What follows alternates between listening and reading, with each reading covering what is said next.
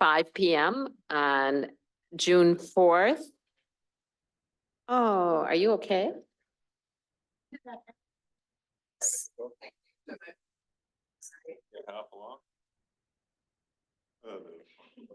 Yeah, we give him sympathy and Bill beats up on him over here, so. All right, I would ask Callie to note roll call.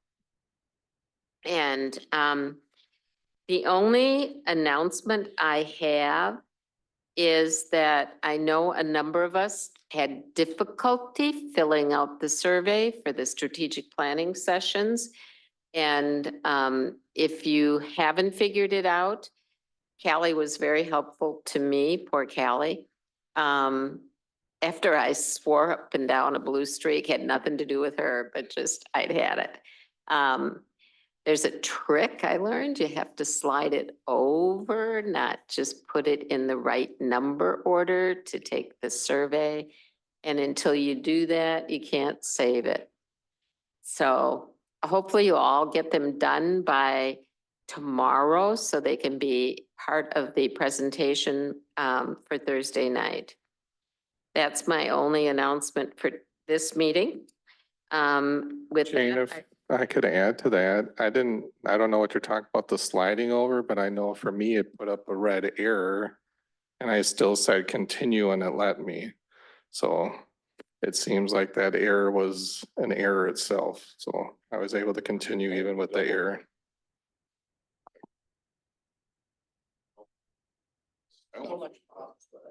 well, I can tell it was frustration for everyone, and I would just be willing to say it was not a well-devised survey tool. So sympathy to everyone. Thank you, Callie, for rescuing me and sharing your link. The other thing we'll ask Judd to do at some point is to help us figure out this new authentication stuff that doesn't work on my computer because I have another authentication system already. So I got to figure that out. So here we go with computer stuff and those of us who are not very bright. All right. With that, I would entertain a motion to approve the minutes from 5/21/24. Move to approve. Is there a second? Second. We have a motion and a second. Any discussion, edits, or comments? If not, all those in favor signify by saying aye. Aye. Opposed? Motion carries. Moving to items for discussion. The first one is regarding the strategic plan objectives for the village board. Bill Chang's going to help us with that. So I will turn it to you, Mr. Chang.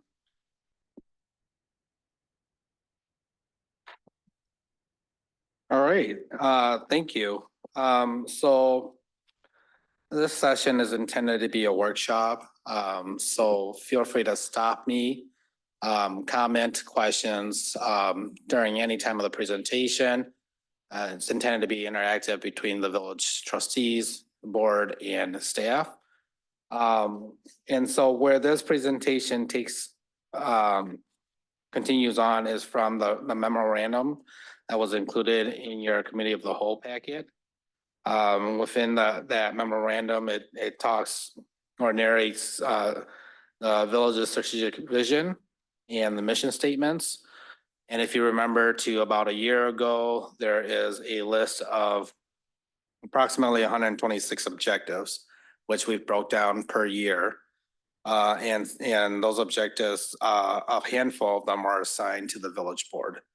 And so this is our opportunity to at least review the objectives and the action items related to those objectives. And for you all to provide comments, provide direction for our staff as we head into the budgeting cycle here upcoming.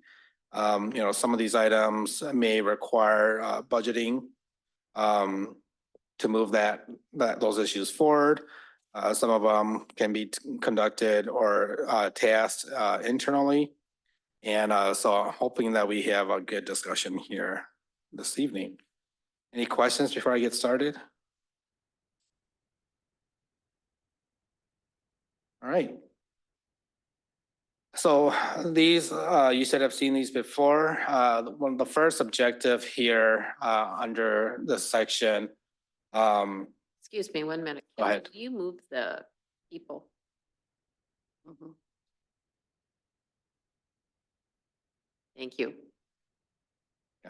So I should start with the narrative priority that was adopted as part of the strat plan to be addressed between the village board and department heads is to address tension and distrust between village board, staff, and community at large. This is an external narrative priority. And so an objective that the group through a series of workshop surveys, et cetera, had voted as a as the highest ranked outcome is interactions between the board, staff, and public are effective and civil, and everyone feels heard.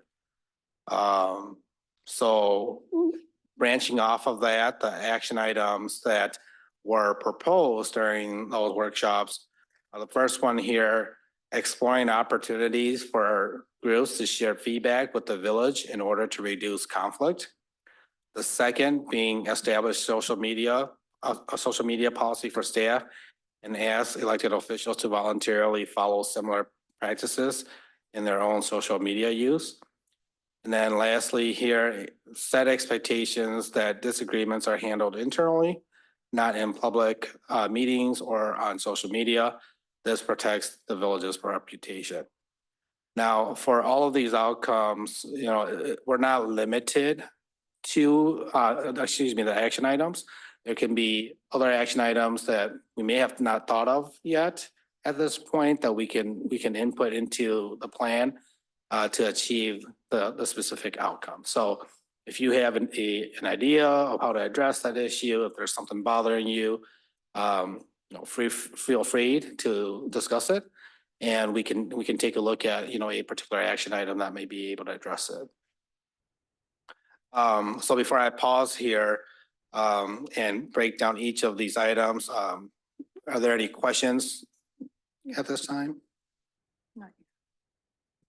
This is going to go fast if there's no questions. Question I can give? Sure, go for it. I can make one up. Yeah. I'm good at that. I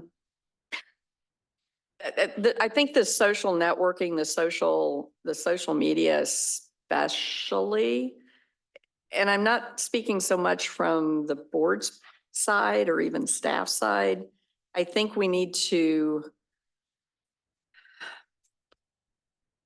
somehow get the dialogue with folks. I've been trying, but it hasn't been real successful yet to tone some things down a bit so that, and not jump to conclusions. Don't read nefarious motives into things unless you've got proof of something. I mean, come on. Let's have a dialogue. It's hard to have a good dialogue when accusations are being thrown around right and left. And I've seen some really good progress over the past year. But at the same time, there's some areas that need a lot of work. We'll just put it that way. I hope that's on point to what we're discussing. Sure. And if I could just quickly respond to that, Jim, I see you. As part of the first action step here and even a little bit of the social media. So I'm gonna get back to Engage the Forest. It's neat in that we have a commenting section on there that folks can use that really looks like social media, right? And so that's our go-to tool at the current moment to get information out there. And that's my directive to staff is as much as we can get in regards to projects per se or upcoming items, we plan on putting the budget, process up there. To have that interaction Obviously, we can't monitor it, 24/7 and respond 24/7. But as a point of collection of comment and kind of just understanding feelers, we're hoping that we can slide a lot of questions and commentings from other social media websites onto Engage the Force. I just want to quickly note the social networking policy that you see on there is currently in the village employee handbook. And so we do have an existing social media policy, which doesn't get into the specifics here, but I just want you to be aware that that's out there. Go ahead, Jim. Jim? I guess to start off, to agree with Rebecca, that I think it has gotten better in the last year, but I've even witnessed some things in the last year, but again, it was a lot worse before. But what I'm specifically mentioning or want to bring up as a comment is that there's times where I'll say more often it happens in these private chats, either like a constant, what is it, a Facebook page that's maybe centered around a subdivision, or there's, what is it, those neighborhood pages that you have next door, yeah. Where those have, I'll say, gotten out of hand at times. And to me, a lot of those, for instances, it seems when there's misinformation spread and it gets people rather excited. So at least one time I was part of a subdivisions page, and I still refrain, and I hate the refrain from commenting sometimes because it is such a blatant misstatement. But I guess I would be open for how to deal with that, or maybe that be part of a policy, is like maybe we direct staff to be able to respond. But again, it's hard to respond when it's a controlled group.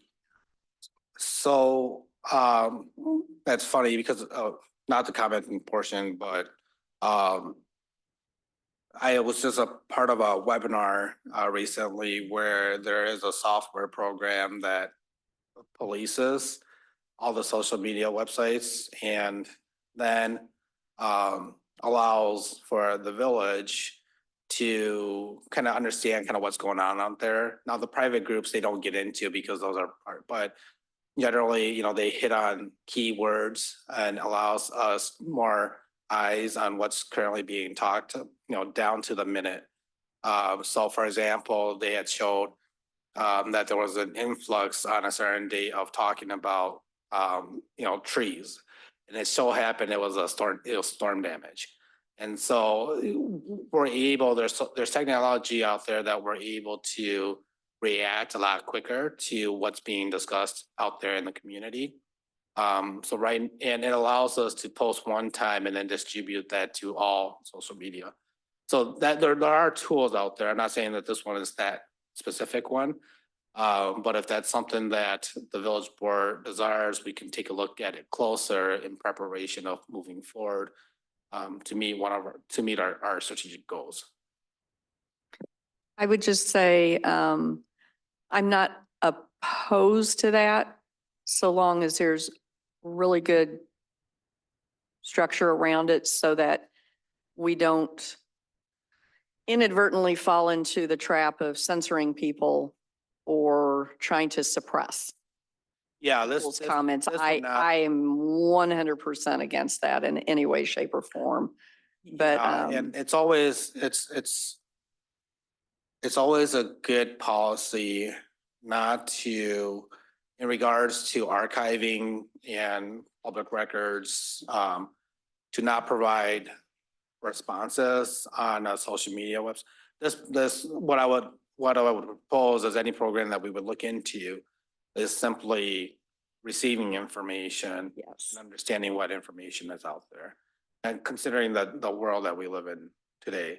And again, we can do that now through monitoring, our social media and then tracking it. But it takes a full-time person to really do that. And I don't know how effective we would be, and we'd be delayed in getting those responses. And then on the other side of that, pushing out information, which we already have the ability to do. I don't know if those are coordinated because of the different venues or different social media websites. So for example, Stacy, our communications person, will have to, physically log into each account to be able to post the same thing across all the accounts. Whereas, this engine, this tool would be able to collectively, put a message across. Tashidra had a question. What I was going to say was not necessarily worrying about censoring people, but more of understanding the dialogue that is occurring and then just making sure that our information that we have is keeping up with the jargon that is being discussed.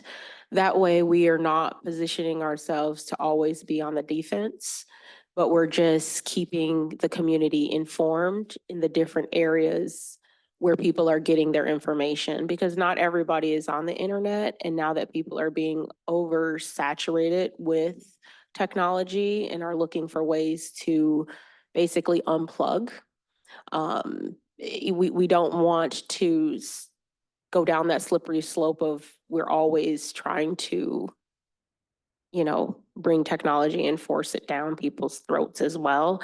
I just think that this is another avenue that we communicate with our community, but we don't want to be hyper focused on it as well, and then exclude the other part of our community that isn't on social media and would prefer not to be on social media. So I think having software that would do the work, so that we're not using taxpayers' money for this population that is hypersensitive and creating, situations that fire up the community for unnecessary reasons also, isn't causing more situations. So I like the idea of having, and AI is getting out of control. So that's a whole nother slippery slope that we're gonna have to address pretty soon, and what we're gonna do. But there is software that can do the job for you where you're not using time and resources that could be utilized in other ways, just to keep the feelers out of what's going on so that the village can stay ahead of potential fires, so that we're not always putting out fires and trying to, mitigate conversations that really shouldn't be happening in the first place. And I've noticed that that's been happening a lot. So rather than unifying the community, we're running behind people trying to put out fires that, we really just don't even have the manpower to keep up with. And usually it's one or two people that can just really spark a fire. So I like the idea of software that can do the work. And then you can put it on our website. You guys are doing an amazing job on all of our platforms. And then it'll train the village to know this is a trusted source that you can go to. It's in one spot. And then the village will do the work of helping the community as a whole to know where to go. And then they will know where the trusted sources are. And they'll know next door is kind of like the comic strip, go there for a giggle, but then go to the village for the authenticity. Good points. The only other thing I wanted to say is staff have done a really good job on the website of debunking certain issues with Q&A kinds of statements or just positions. And I know there have been recent statements made to the board that just weren't factual. I think that getting a factual response, not to that individual, but to the topic on the website is good, and that it would in fact do part of what Tashidra was saying. And I commend the staff. They've done a good job with getting information out, and I like Engage DeForest. I think it's a great tool. So more of that. The Facebook, Nextdoor, other social media stuff, I like the idea of using a software that can help us with it, as long as it's not rewriting the answers for us. Judd. I think the board needs to do a TikTok dance, and we'll put that out there. I am not on TikTok and I have zero intentions of ever being on that awful thing. That is some community strategic objectives is to get information out via TikTok.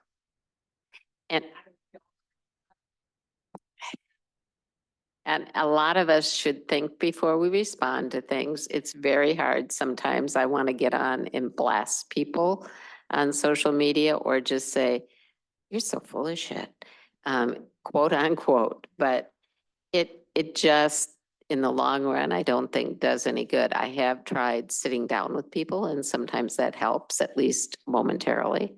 But I think we need to have a combination of strategies and not any one strategy will solve the problem. Great. So in regards to the second and the third objectives here or action items here in regard about setting expectations. We don't have anything in per se policy or written. And I don't know if we necessarily need it at this point. I do appreciate and understand that things, are getting better and, this is a marathon, not, a dash. But again, I just want to take some time to highlight kind of the second paragraph there and what's expected of employees of the village. And that is to be respectful, honest, and accurate when using social media. And if you have any questions about whether a certain conduct in social media is appropriate, ask the department head or ask, myself, and we'll spend the time to give you the answers. And I think all of you know that my door is open and with department heads too, that if we don't have the answer right away, we'll provide that to you. So in terms of the public, when they come forward, I do think that I should start emphasizing the statements about being civil and making sure that when people appear, that that they interact in a manner that is respectful of the board and the other public. And I don't think we've been doing that. I did for a while, but I encourage us to have that language on the back of the appearance form and to encourage people to do that. Yes, Tashidra. So my question is general, anyone could answer. And I know that we're all adults and we all can make our own decisions and different things of that nature, and we can encourage people to be civil, but is there anything in terms of appearances? So I know we have the three-minute timeline, I think, where if you approach the 3 minutes and then your time's up, you're technically supposed to stop. And we've had situations where people don't stop, right? What is the protocol for that? And then the follow-up to that is, this is a public forum and people can speak, but we should have some type of custom and courtesy where if they're not being respectful and they are being, disrespectful or belligerent or different things of that nature, what is the follow-up? Like, do we have a mute button? Because this is a public forum, it is being recorded, and it's being publicized. And this is a reflection on the village. This is a reflection on our community, and people outside of our community can see this. And this isn't something that we want, we don't want this representation, right? Like, we don't want to send the message that this is how we behave. So what is, like, can we mute when it's getting out of control? Well, And we've had that before, and I don't know necessarily how do we handle that, right? well, now, we put up a time clock for 3 minutes. When people get to their end or almost there, Callie interrupts them. I don't know if we can turn a mic off. Can we turn a mic off?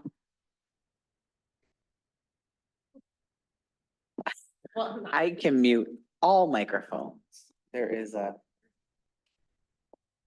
So that would do it, but that is doable. And we have not had as much of a problem since in the last year that we had for a while. Yeah, no, good question, but one we have to enforce. We have Mr. Simpson, and we have Rebecca. I would say not so much of my dealings at the village, but it is past experience at a different committee. One thing that I've done and I think we could do more of is make sure that the individuals know they're addressing the board. They're not addressing anybody else in the audience, and that's like, to me, like one of the first things, because you don't want interaction between the audience, so you're addressing the board.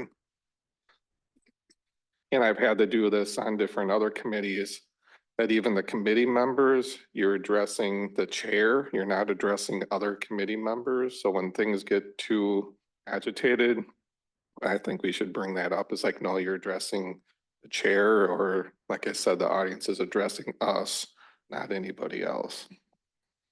Good point. Rebecca? That's actually a really good point. I like that. Yeah, I totally get what you're talking about. At the same time, I don't want us to become viral in some respect for trying to quash people. That said, I think the vast majority of people in this village do come, they are respectful. Sometimes they get a little agitated. There have been a few times where it's gotten out of hand. And those are the times I think you're talking about.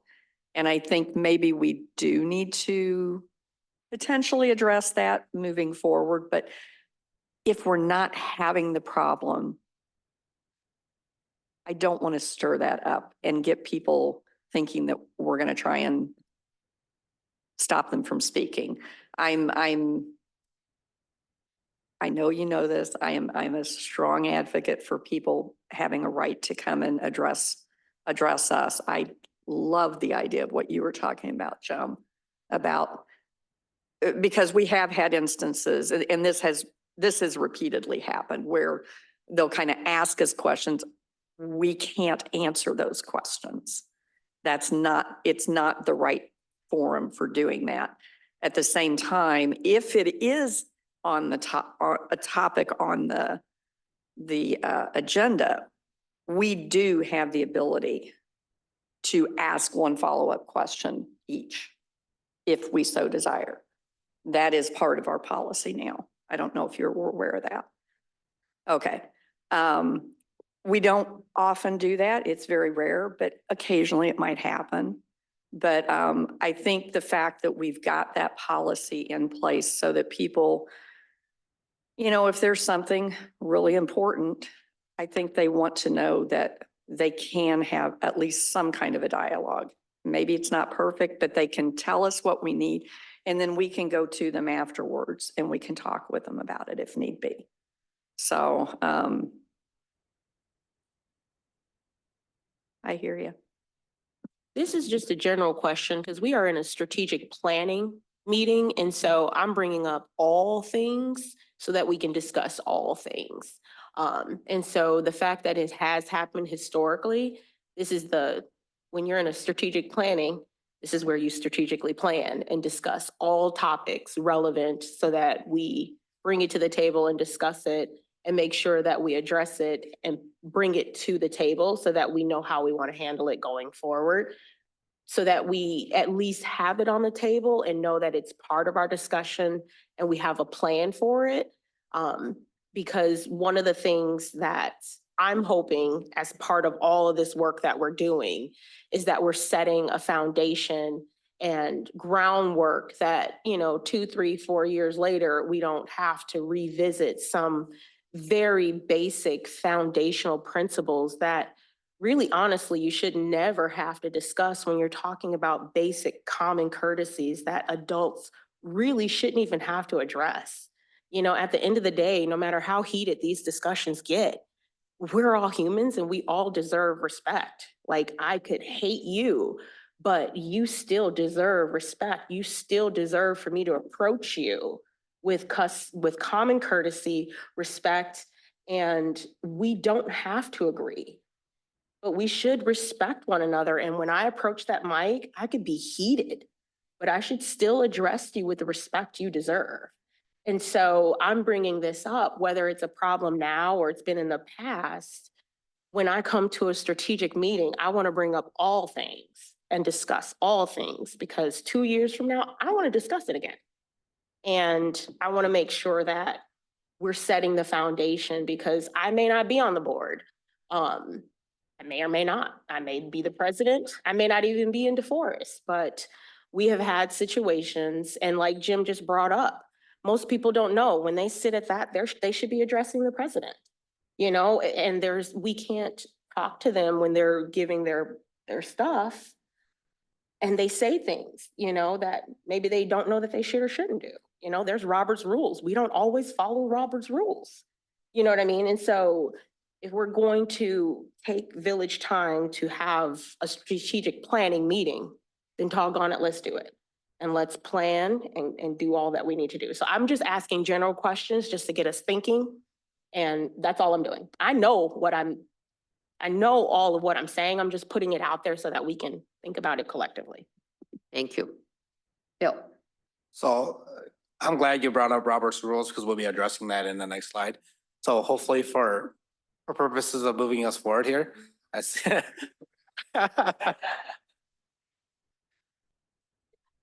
Yep, this is good. No, this is good. So the next objective is that expectations are set for elected officials in order to create a healthier working environment. So this speaks exactly to the subject that we had just discussed here. Let me go over the action items that were proposed for this objective, and then we can discuss each of them independently. So the first one is to create and implement clear expectations for how elected officials engage with village staff through the chain of command, with a goal of establishing strong relationships rooted in the trust. And I can say that's also with, you know, residents and how they approach the board. Secondly, here, create an opportunity for elected officials to voice concerns directly to administration on a regular basis in order to address issues. And then third, explore educational opportunities for trustees on Robert's Rules of Order, open meetings law, and closed session item discussion. And so within each of these action items, I just listed what the current expectation is, and this has been expressed to the village board and trustees through, you know, whether they're one-on-one meetings, through my review process, you know, through some of the interviews that we've had. And really that, you know, if it's a technical issue, that you can go to a department head to answer a technical issue. Like we've said before, it may take us more than a day to respond. But if you're expecting a turnaround time, please also express that. I've been consistent that any issues regarding personnel or management of personnel come specifically to myself. You know, if there are issues of priority for you, that when you reach out and email a department head, that you also CC myself in it. I know a lot of you like to be able to be the folks to respond to your constituents, and that's perfectly fine. But know that also staff is here to support you. And so, you know, we don't have, you know, that process and in policy written anywhere. But it's worked since I've been hired here. And unless you or staff believe that we need an official policy, I'll kind of leave it where it is now. That's not without saying that, you know, I think when I first entered, you know, there were issues in regards to communicating back and forth between trustees and department heads and, you know, management at that time. And we need to be cognizant of that, right? And kind of going back to when we first started the strategic planning process, is that we're all on a team, we're on the same team. And that, you know, in those tough times that a policy may be needed if indeed, you you know, a staffer or, you know, a trustee is being, you know, overly burdened for information that's then impacting how they're doing or how they can operate within their job responsibility. So please be mindful of that.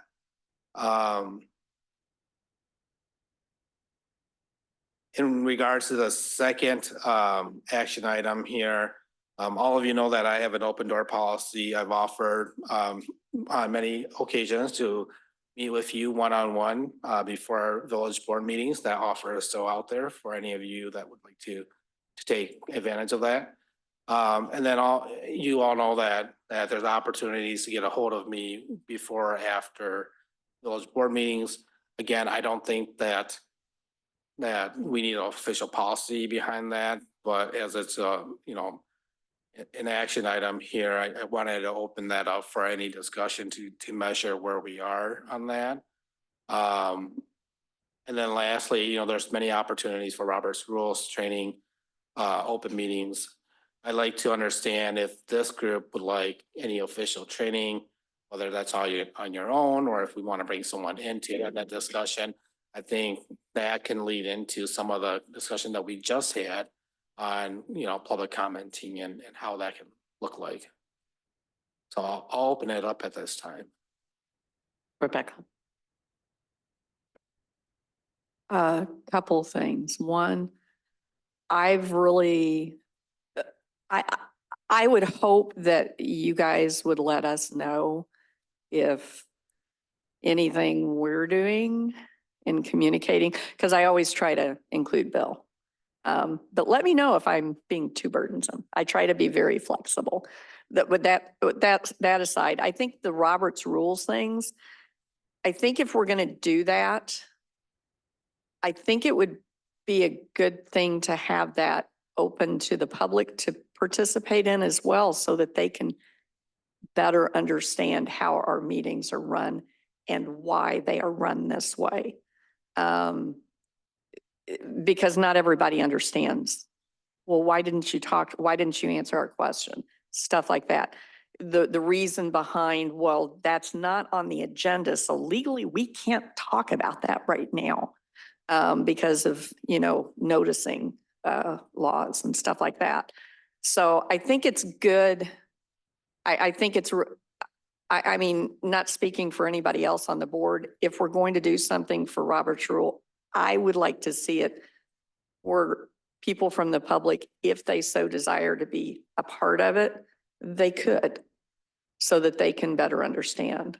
I think that would help a lot, possibly. Or they could totally ignore it too.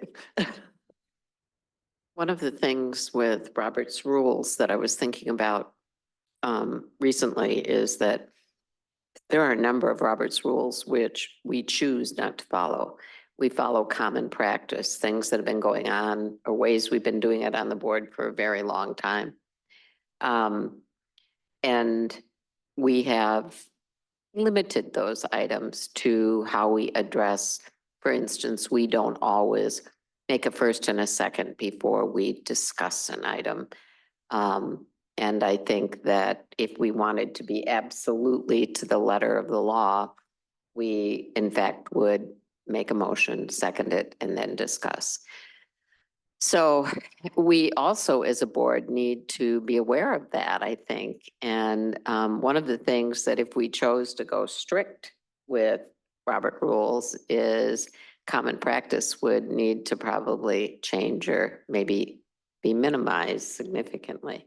So we just need to think about those things. Some of how we do things has led, I think, to better board interrelationships and working together. Sometimes I let people go a little longer than I might, or we abuse some of the rules a bit. But I think we're communicating with one another pretty well now. So I don't want to overdo the process to the point where we can't operate well. On the other hand, I agree with Tashidra. We have legal limitations, like you can't address something that's not on the agenda. And there are a variety of those, and we need to be aware of that, and so does the public. We have Jim and then Tashidra.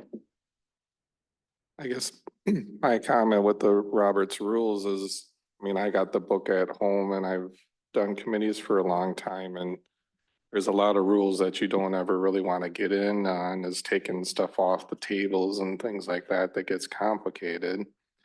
But I agree with you, we don't necessarily follow it. But the way I've gotten around it in the past is that there's some clauses in there, is if you're a small committee, and I forget what that number is, so you don't necessarily have to follow it. I don't know how that works for a village board more, but for sure some of the committees can get around it that way.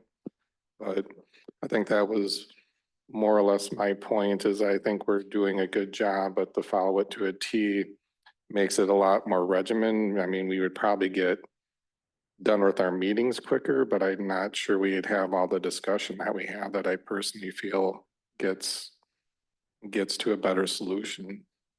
Thank you. Rebecca. Oh, Tashidra. I'm very sorry. It's okay. That's great discussion, and I think that really hits to, you know, the point of having this discussion, especially when you have, you know, various individuals that come from different walks.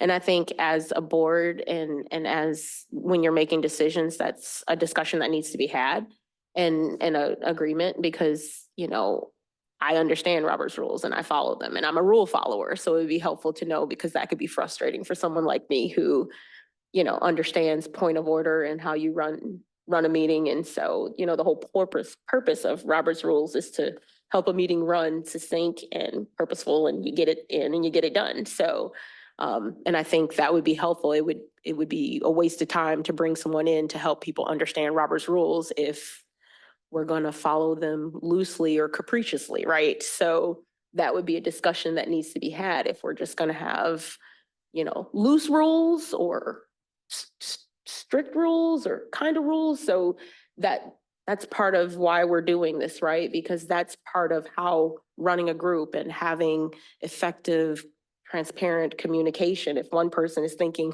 we're following Robert's rules and another person's thinking we're just running a meeting and having great dialogue and getting things done, that breeds, you know, a different kind of meeting as well. So I think that's something as a group that needs to be discussed and agreed upon too. Good point. Good point. So- And we have Al. Thank God. Would it be worthwhile for this group that, you know, maybe after spring elections in May, we kind of have a refresher on what the standard village practice and policy is in regards to common practice, you know, approaching public comment, discussing open meetings, closed session, et cetera. Would that be helpful, even if it's a refresher for some folks? Okay. Yeah. We'll plan on that then. Jim. I guess my quick comment is I'll say, sorry, Al, to say it this way, but it'd be nice to stay away from hiring professionals. If we could use the professional that we have already sitting at the table, or, and again, I shouldn't have used this term, but I know there's individuals, say even at our high school, that I want, is it forensics that get into doing all that stuff? So there's probably teachers that might be able to help lead discussions too. I'd rather use Al. I have also got in other organizations cheat sheets and kind of the core, what is it you really have to follow and what are the basics? And then if you need to go more in depth, if there's a real issue, it gives you, you have to go deeper, but I think that some of that might be helpful. And the league has a number of documents that are very well put together. So anyway, let's leave that with Bill and Al to decide how best to turn us into better operators. I wouldn't say better operators. That just sounds so negative. I would just say unified so that we're all on the same page, that when we come to a meeting, we're all on the same page and we all have the same expectation of how we're going to run the meeting, how we're going to progress through, and how we're going to end, right? So that we're all just succinctly moving together so that when our village is watching the meeting, they're seeing a unified team and we're all on the same page. We're not doing bad. We just need to do it all together. Okay, thank you. All right.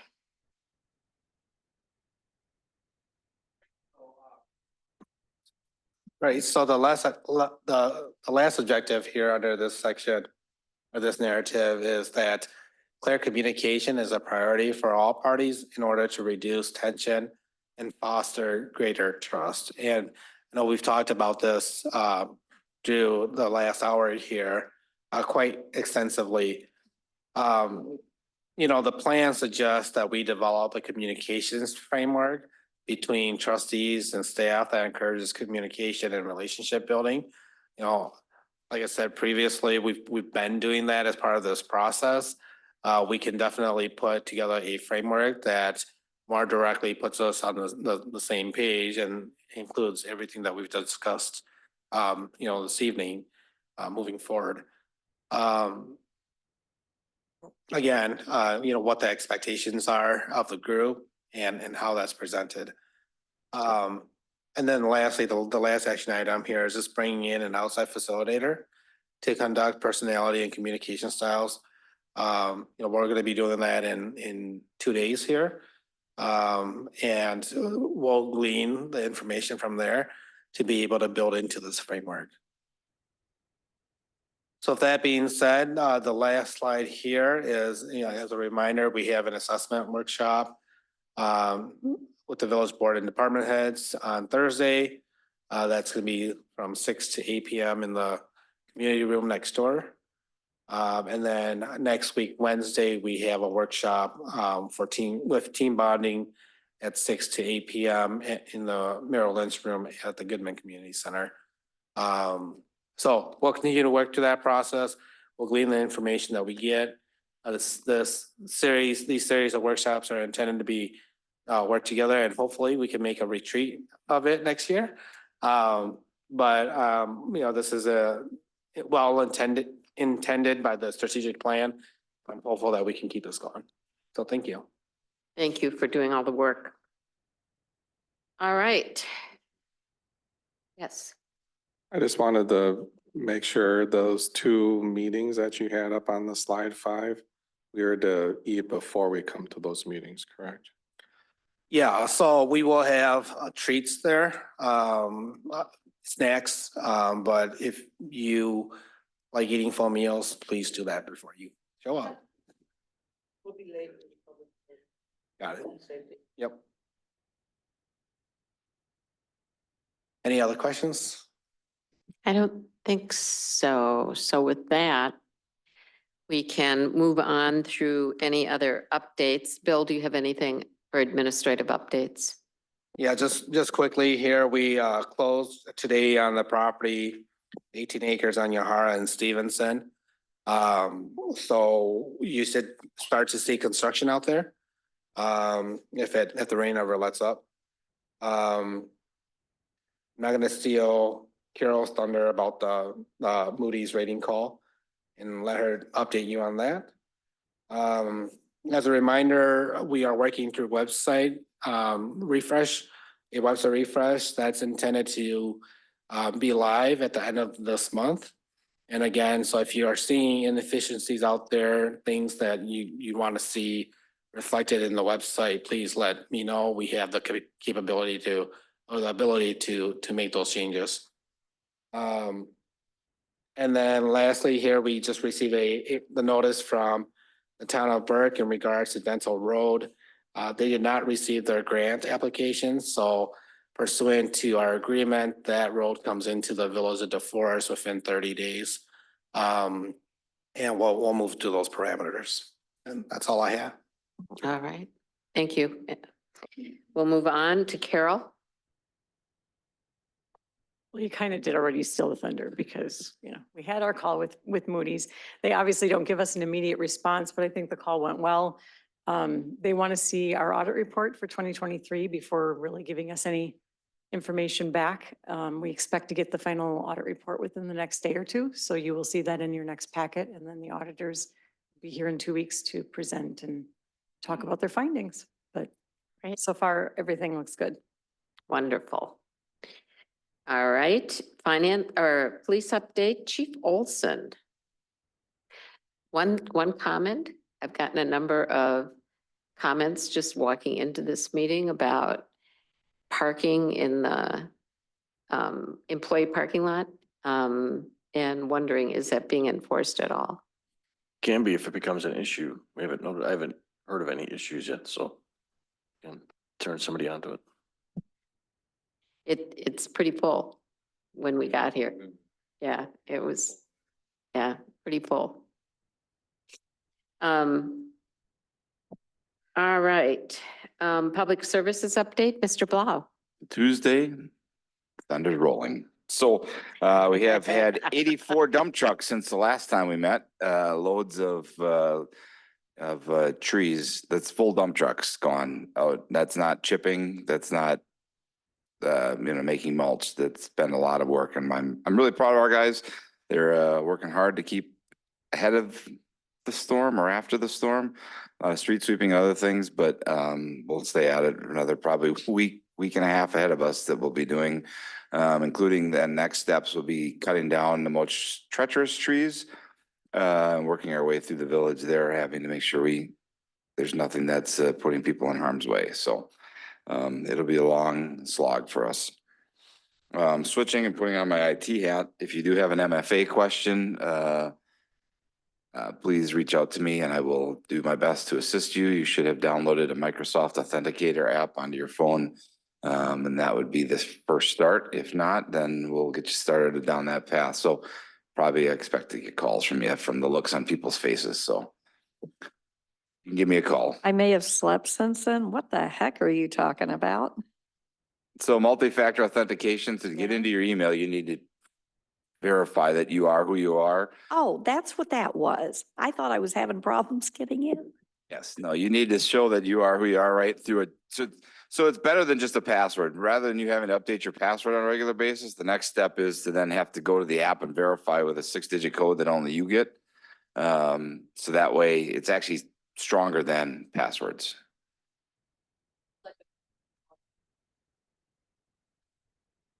No. Feel free to call. I'll be happy to help you out. Jim. So I got the request for authentication and I somehow was able to skip it where I didn't have to download the app, that it just sent me the code.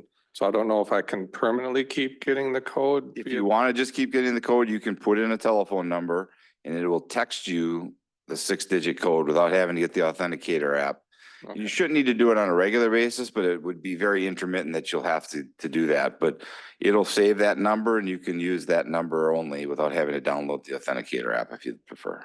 Okay, as long as that's the case, it seems like I'll stay that way. So thank you. I haven't had to enter my password since Luann left.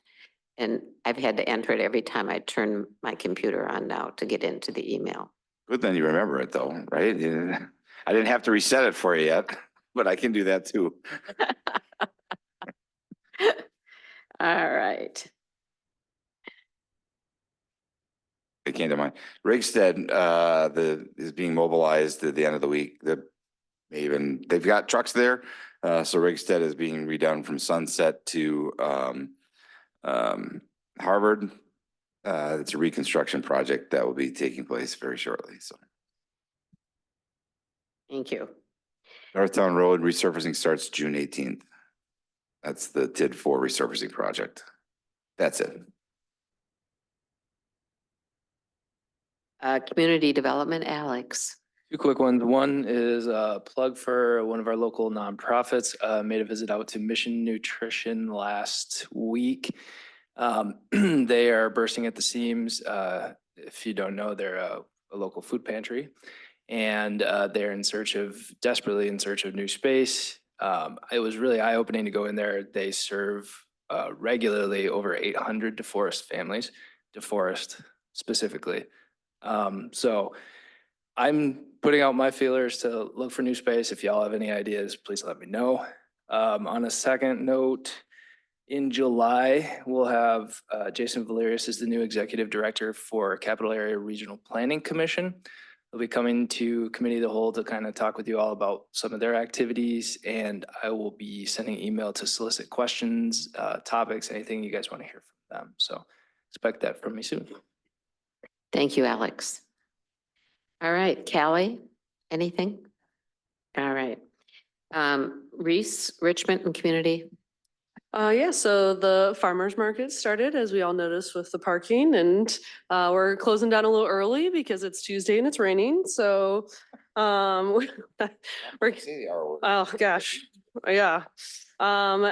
We have been having a rough time with all the rain, with a lot of our sports trying to start and the field conditions, but we'll get through it, and it is what it is. Last Thursday, we did have our first Friday Eve, which is the dueling pianos here. We had another great attendance. We probably had at least 400, maybe 400 to 500 people. The Dragon Arts Fair was this last Saturday. While it was wet, they did say that it still was overall good attendance. We got some compliments after, and we'll be looking to do a wrap-up meeting with them and hopefully be able to keep on the great tradition that those ladies have started. And then this Friday, we have the bike rodeo with the police department with our Friday Flick. So we'll be closing down a portion of Stevenson Street to set that up, and it's another great event. So I think we have about 30 kids signed up for it right now, and I know we always get a number of kids that drop in the day of, and TDS has donated 2 bikes to be given away this year to the kids that participate. So that's it. Thank you. Anything else from staff? Craig? No? Okay. Just while you're talking about public services stuff, I just asked Callie to put prairie planting in boulevards on the next agenda for a real discussion.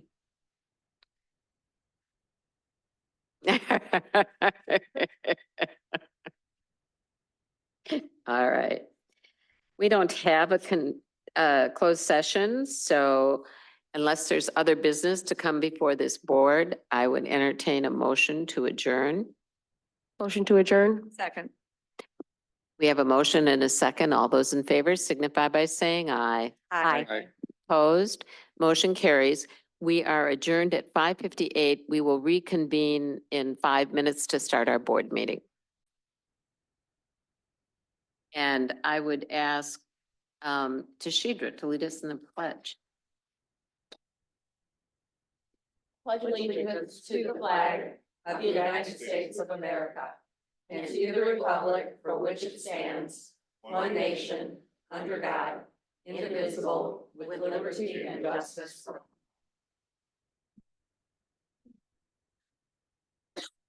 All right. Announcements. The village board will convene into closed session pursuant to section 19.851E of the Wisconsin statutes for purposes of deliberating or negotiating the purchasing of public properties, the investing of public funds, or conducting other specified public business whenever competitive or bargaining reasons require closed session. Tonight, considering the purchasing of public property for parkland use. All right. With that, we will move to the consent agenda, and I would ask if anybody wants any items separated. Move to approve the Second. village board minutes. Only the minutes or? Only the minutes or the consent agenda? Or the consent agenda of the village board minutes. Okay. And you seconded that. All right, we have a motion. Oh, excuse me, that's everything. Yep. Excuse me, I make a motion to approve the consent agenda. Okay, got it. You got that, Callie? What it is. All right, we have a motion and a second. All those in favor signify by saying aye. Aye. Opposed? Motion carries. All right, we will then move on to item 6, and it's public appearances. See, we're trying to get you guys on early. The one thing I want to say to people is some people who want to speak have listed themselves in opposition, and they list the topic of off-road biking, but I don't know if that means the proposed ordinance or the actual topic. So when you speak, I'm going to ask you to clarify that. All right, let's start with Randy Griffin. Oh, you're going to read it, Anne Marie? Okay, well, you come forward. You'll get 3 minutes for Randy, and then if you speak of your own stuff, you'll get 3 minutes for you.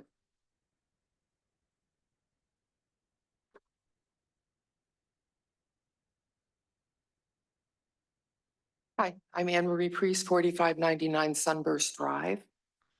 I passed out those pictures because I wanted you to see what the trespass land looked like that the bikers cut that belonged to Bullish Investments. This was in an area off Sunnybrook Park. It was prime habitat. It was right by the Yahara River, but it had no wildlife, no signs of wildlife, no tracks or scat. Some bikers left it trashed, just a honeycomb of rutted trails, ramps, and worst of all, a lot of jumps, because jumps are actually where the bike comes up, goes airborne, comes down hard, and that's when you get most of the erosion into the river. We don't know who did this. I'm not accusing anybody. But if off-pavement biking is allowed on our, I'm against the ordinance. If off-pavement biking is allowed on C1 zone land, we won't have a way to stop that. That is something that's just going to happen because we've put the blessing on going off the pavement. We have not been able to stop the trespassing. That still goes on. And, you know, when some of the walkers say, you know, you kids shouldn't be here, it's like, shut up, old man. So anyways, that is the thing we want to prevent our zone C1 land from looking like.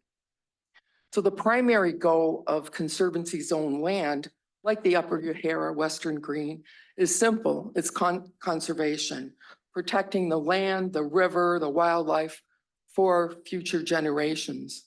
Its secondary goal is passive recreation, as long as that recreation doesn't interfere with the primary goal of conservation and preservation. Today, the village board is being asked to gut that protection by changing the areas subject to being protected, something that's totally unheard of in the entire state. There's no conservancy zone land in Wisconsin that allows off-pavement biking, and neither does any Yahara River-facing parkland, whether it's village or state or whatever, allow off-pavement biking. I don't think this is something we want to be famous for. At a previous board meeting, a member of the bike club stated that Blue Mountain State Park was a conservancy and they biked it all the time. So I was kind of concerned about that because my understanding was, nope, off-road biking means you're not a conservancy. So I called Blue Mountains and I talked to the ranger. The ranger's name was Brian Yonke, who stated that no, Blue Mountains was definitely not a conservancy. And if it had been, the moment it allowed off-road biking, it would cease to be a conservancy. So some of the things you might think about is, are we still going to get the grants we get if we don't protect conservancy land the way everybody else in Wisconsin does? Another very pernicious change you're being asked to sign up. Anne Marie, your 3 minutes is, I have 6. I'm sorry, we have 3 minutes for you and 3 minutes for Randy. And he signed the paper for me to speak for him. Right, so now Right. So need to- stop the clock. you need to re-identify yourself and I have to read it. Oh, Yeah. you all know. And also who you are speaking for. I am speaking for Randy Giffen, who lives at 4599 Sunburst Drive. But another very pernicious change asked of the village board tonight is to add the word wood chips kind of an obsolete surface. It used to be what we had along the paved trail before the trail was paved. And to say that anything that has that surface is okay for off-road biking. That wording, adding a kind of an obsolete paving material to the ordinance is only being added to allow off-road biking pretty much anywhere, the hill, anywhere in the woods. If somebody goes in and cuts a trail, if the park district comes back and puts some wood chips on it, it's like magic pixie dust, and that becomes an off-road bike trail. Like this would make it pretty much out of control, especially on places like the Big Hill where the road trail was first cut in 2021. Or any road trail that bikers might cut through the woods, and it turns it into a legal mountain bike trail. The taxpayers are funding a dedicated mountain bike park somewhere else in the village. And the agreement was that was something we were doing to be able to protect the conservancy by keeping bikes on the pavement, but not allowing off-road biking in C1 land as well as getting a whole new dedicated site. Like the taxpayer would even be on the hook for the wood chips. As a club with only 50 self-reported members, and times when we've seen them, it's been about 20. And I had people talk to me on media and say, oh, did you know there's more than a dozen? Well, I mean, this is kind of a small group, but they have an outsized claim on the village and on the village's purse. So we know that 90 million Americans are bird watchers, and that's more than double the number of mountain bikers. There's absolutely no purpose to pass this ordinance except to allow off-pavement biking. There's nothing in this ordinance that changes to help conservancy land meet its prime goal of conservation, and there's absolutely everything in it to prevent that from happening. This really isn't the time to gut protections for conservancies into forests because of urban sprawl, climate change, and natural areas are under more threat than ever in history. We're planning to cull the deer because we have too many of them for their habitat. And then at the same time, the village board is being asked to allow off-road biking to take more of that territory from wildlife. Fortunately, there is a recent great agreement for retaining the protective ordinances for the Upper Yahara. In that book on the second page is the social media post that the head of the bike club put out saying that they have no Anne Marie, interest, your time has expired. no interest in taking over the conservancy. So if I don't want it, the 350 villagers who signed it and the bike club doesn't want it, like who wants it? I beg you all to stop this.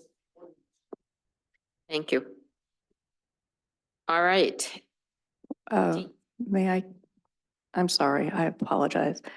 Is this a public hearing or is it just a regular public? Just regular appearance. Okay, thank you. All right. Dean Bose.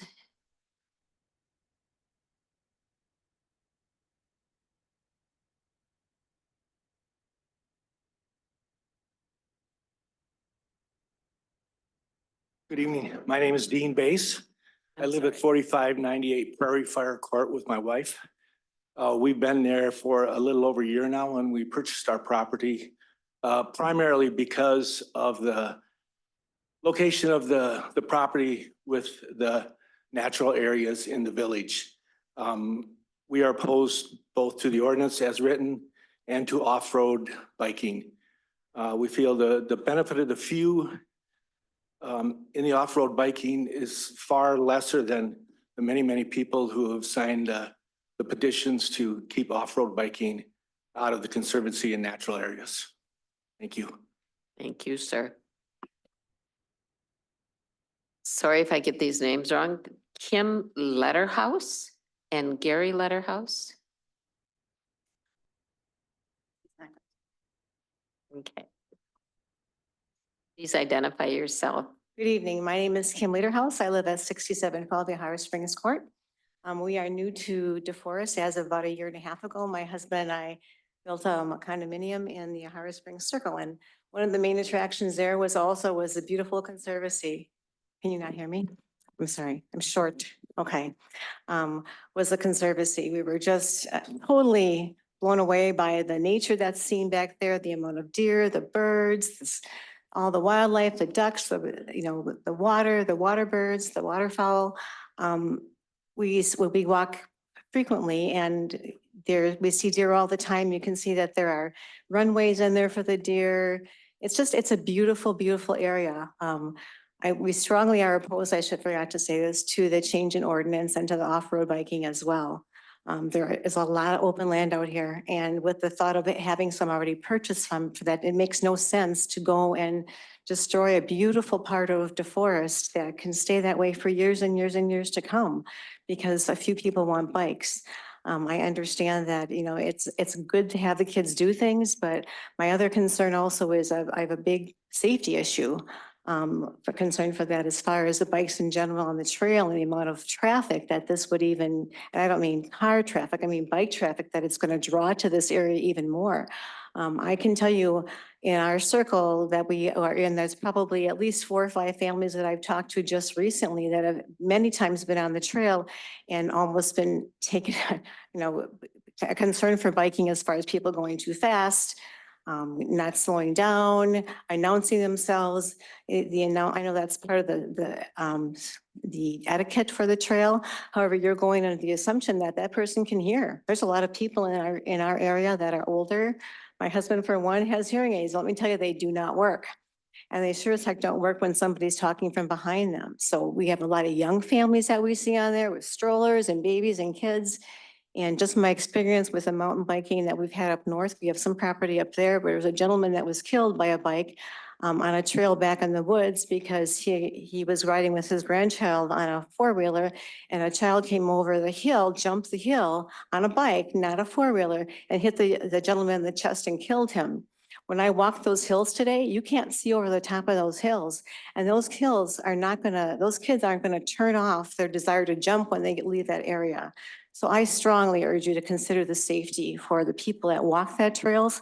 I, for one, my neighbors do not want to be permanently injured by a bike that has whizzed by. And already I had a concern about that. I was going to ask who I could talk to, and this is just a compound to that. I honestly couldn't believe what I was hearing when I thought about the safety for people.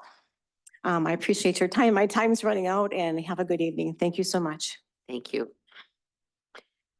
All right, Gary Lindquist.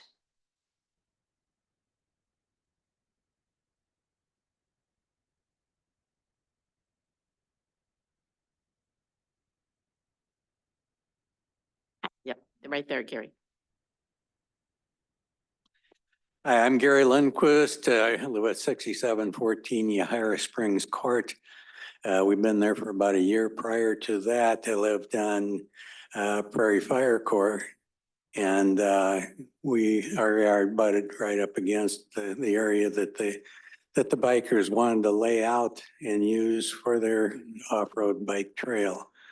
I agree with everything that's been said so far with the ordinance, that we should not be changing that ordinance that would allow the biking to take place, with the wood chips, like was said before by Anne Marie. But, the thing that I think is really important, Kim, right before me brought it up, and that's the safety issues that are involved with it.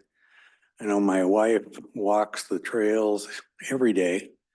And last year, she was walking on the trail and one of the bikers came up down the hill and towards the river, but towards the bike path, went over a jump, got onto the bike path when they're on the trail and just about hit her.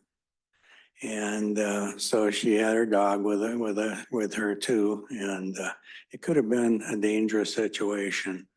And that's not the only person that has talked about that or been involved or potentially injured by that. So I think it's really a big deal. The wildlife is, I agree with that too, because we bought the house and stayed in this area in the DeForest area because of the Conservancy. And it just is a beautiful place to live and to be able to enjoy the Conservancy. And we don't want to do anything that's going to turn that into something other than the reason we spent all the money to come here. So appreciate the time, and that's all I have to say right now. Thank you, Carrie. Sue Allen.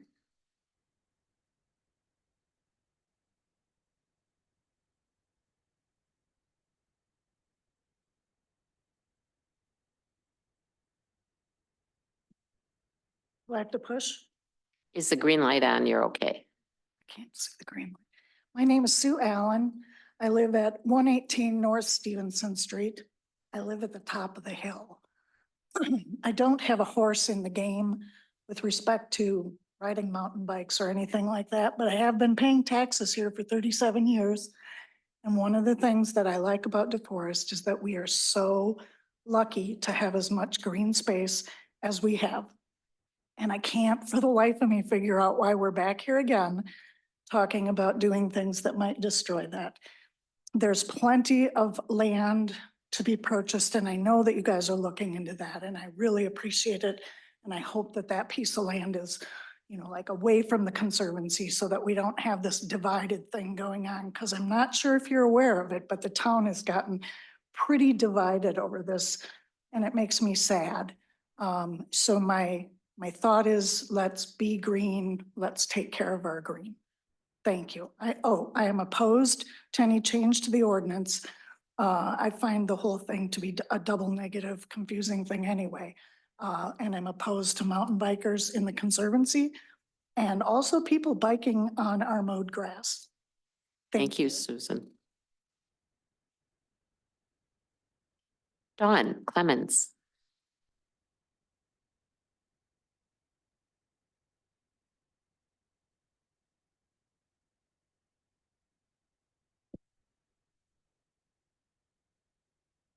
Dawn Clemens, 309 Mohawk Trail. I am a member of the Public Services Committee, wonderful committee, by the way. And at our last meeting, a resident stated that they were going to obtain a FOIA request concerning everything that's been going on over the last couple of years with the mountain biking. They did do that. I've seen that FOIA, and I'm wondering if it will affect the ordinance voting tonight, if in fact it would come back negative. I'm not saying it would, I'm just saying if. It would bring this whole matter up. And as I think it was Sue, the woman that spoke before me, said, it's hurting our community. And this is a wonderful community, and it's making people say things that they don't really want to say. And I think it would be a benefit for everyone to be able to come to a conclusion on this matter. So if the FOIA request has to be done, I'm wondering, and I don't know legally anything about those, but I'm wondering if a ordinance can still be passed, and then if something comes up in that request or shows up or whatever, then do you have to go back and change it? That is my question before the board. And thank you very much. Thank you, Dawn.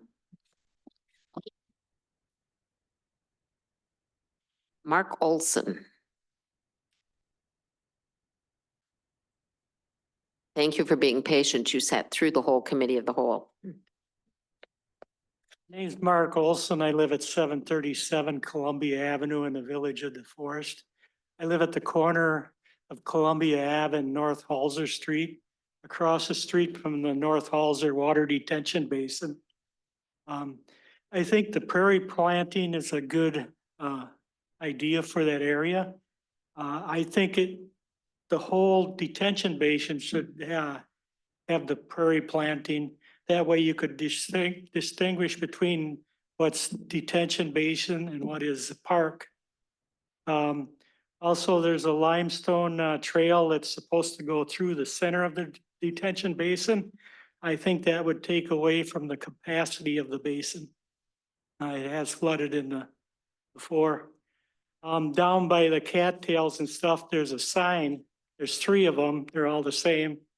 They say caution, stormwater management pond is not designed or maintained for recreational use.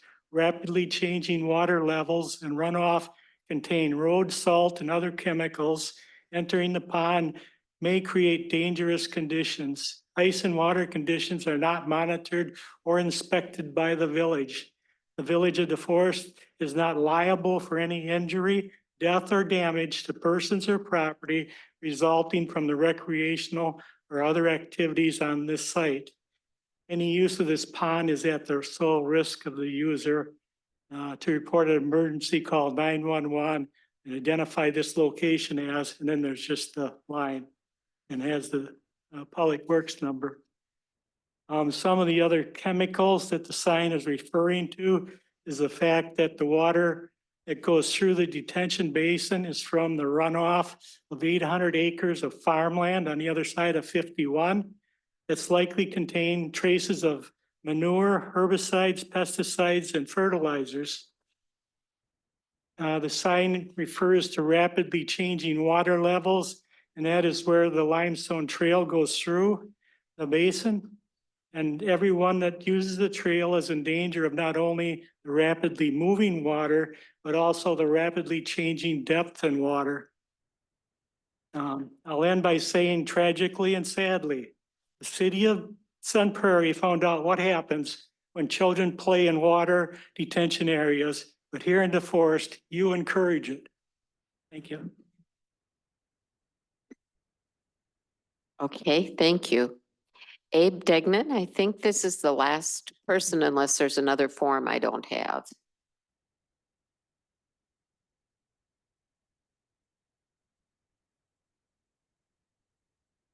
Hi, I'm Abe Degnan, 6846 Conservancy Plaza. So I believe that tonight, sitting around this table right here, there are probably 3 people who were involved in the earliest years of Conservancy Place. Myself and Attorney Reuter for sure, Bill Landgraf shortly afterwards. And the original intent of the Conservancy within Conservancy Place was a natural area, a conservancy. That entire neighborhood was built around the idea that it was going to preserve aspects of nature. It was building housing, but it was building housing in specific areas designed to minimize the impact that it could have and to preserve the most important areas. Mountain biking is not part of the vision that preserves those natural areas. It is not what those areas were intended for. And it is the responsibility of the village to use their zoning and ordinance authority to preserve the intent of that. Now, as an illustration, I'd like to point out that probably all of us live in residential homes, some apartments, some single-family homes, some duplexes maybe. But whatever the case is, if suddenly the person next to you decided that they were going to turn their property that is also zoned residential into an animal rendering plant, the village would stop that. And so similarly, in this situation, it is the job of the village to use its zoning authority and ordinance powers to protect the Conservancy. That is one of the jobs that the government has, and I would encourage the village board not to lose sight of what that original vision was and what that Conservancy is meant to be. Now, if you want to find a place for the mountain biking, and obviously we do, we need to find the right location for that. In terms of this ordinance tonight right now, I think there's a lot of confusion about it, about what this ordinance actually does. I think it's short-sighted to pass an ordinance that does any changes and would leave vulnerability when what we really need is a comprehensive vision for what is going to happen.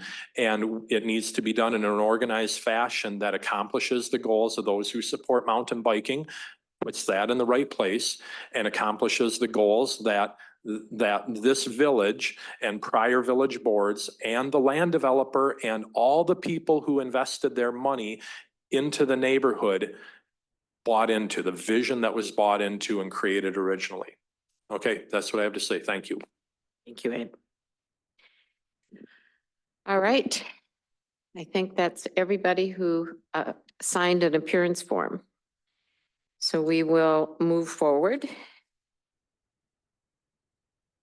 The next item we have is a public hearing regarding Village of DeForest Comprehensive Plan for future land use map amendments.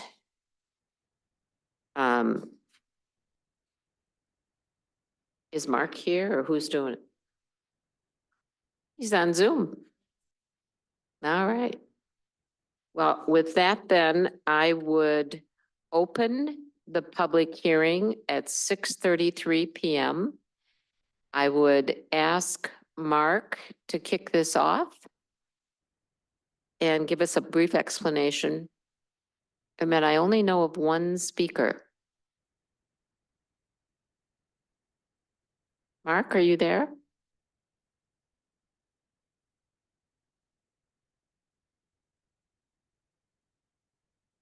He may be scrambling and may do his intro on the. There he is on the bottom. Yeah. I didn't see that before.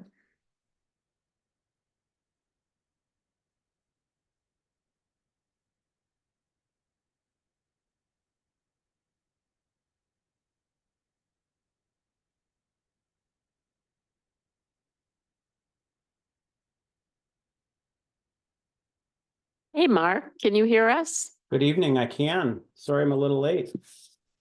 That's all right. We've just come to your item and we'd like you to introduce the item for the public hearing. Excellent. I will be happy to do that.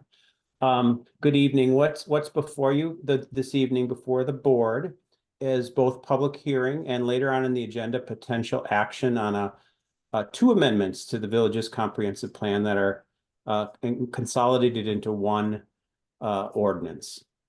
The comprehensive plan amendments would affect the future land use map. This is the 20-year vision for future land use and development within the village. There are, as I mentioned, two areas proposed for amendment. One of them, I think the easiest way to describe it, it's directly west of Fleet Farm, northwest of the interchange of Highway 19 and the interstate. That one would redesignate a handful of acres from our shopping and services future land use designation to our commercial residential mix or flex designation. The reason for this amendment is to facilitate at least the first stage of the approval for a townhouse style multiple family development that would be located west and northwest of the Fleet Farm development. The P&Z has recommended this amendment. After this were to occur, if the board agrees, you would see applications for rezoning, land division, and PUD preliminary and final development plans, with the final development plan actually ending at the P&Z level.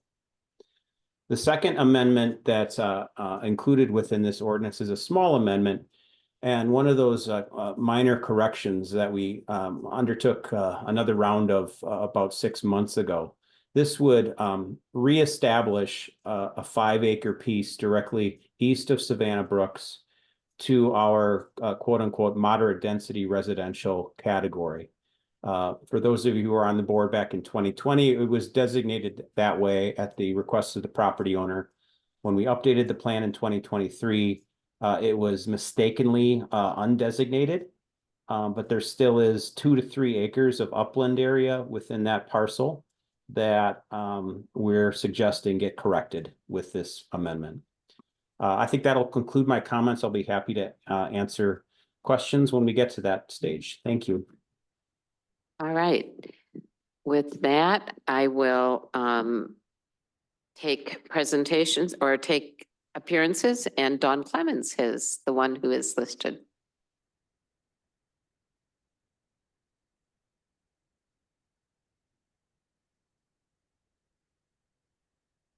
Dawn Clemens, 309 Mohawk Trail. I have to say that I am against this development. 320 apartments, 500 plus people. And there are no services out there other than Fleet Farm, Arby's. It's away from everything. I think the cost, as Mark had said in number 2 on his letter that he included, that this was going to support more housing of DeForest seniors and workforce. Well, the market rate for a studio apartment in this area is $1,251. A 1-bedroom is $1,471, 2 bedrooms $1,988, 3 bedrooms $2,423. These are rough estimates, but I got them offline for the rates around here.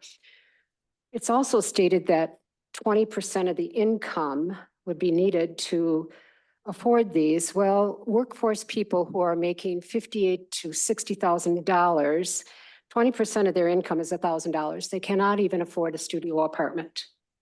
If we want to help our workforce and if we want to help our seniors, and if this is supposed to help them, it's not going to. It's not a place for them. It's a place for people who obviously have a lot more money. Now, if you're going to put 500 people in there, there's going to be children. Even if they're in the age group of 20 to 35, there will still be some children. There's no parkland here. There's not, I don't see it on the map anywhere. I see no park.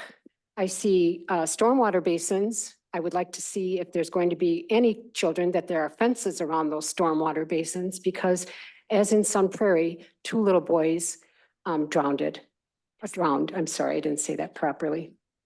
And I have looked into the people that own this. I forget the name of them. I'm so sorry. Continental Properties. And I've done some background looking at different, and they own a lot of properties all over the country. Their Better Business rating around here is a D-.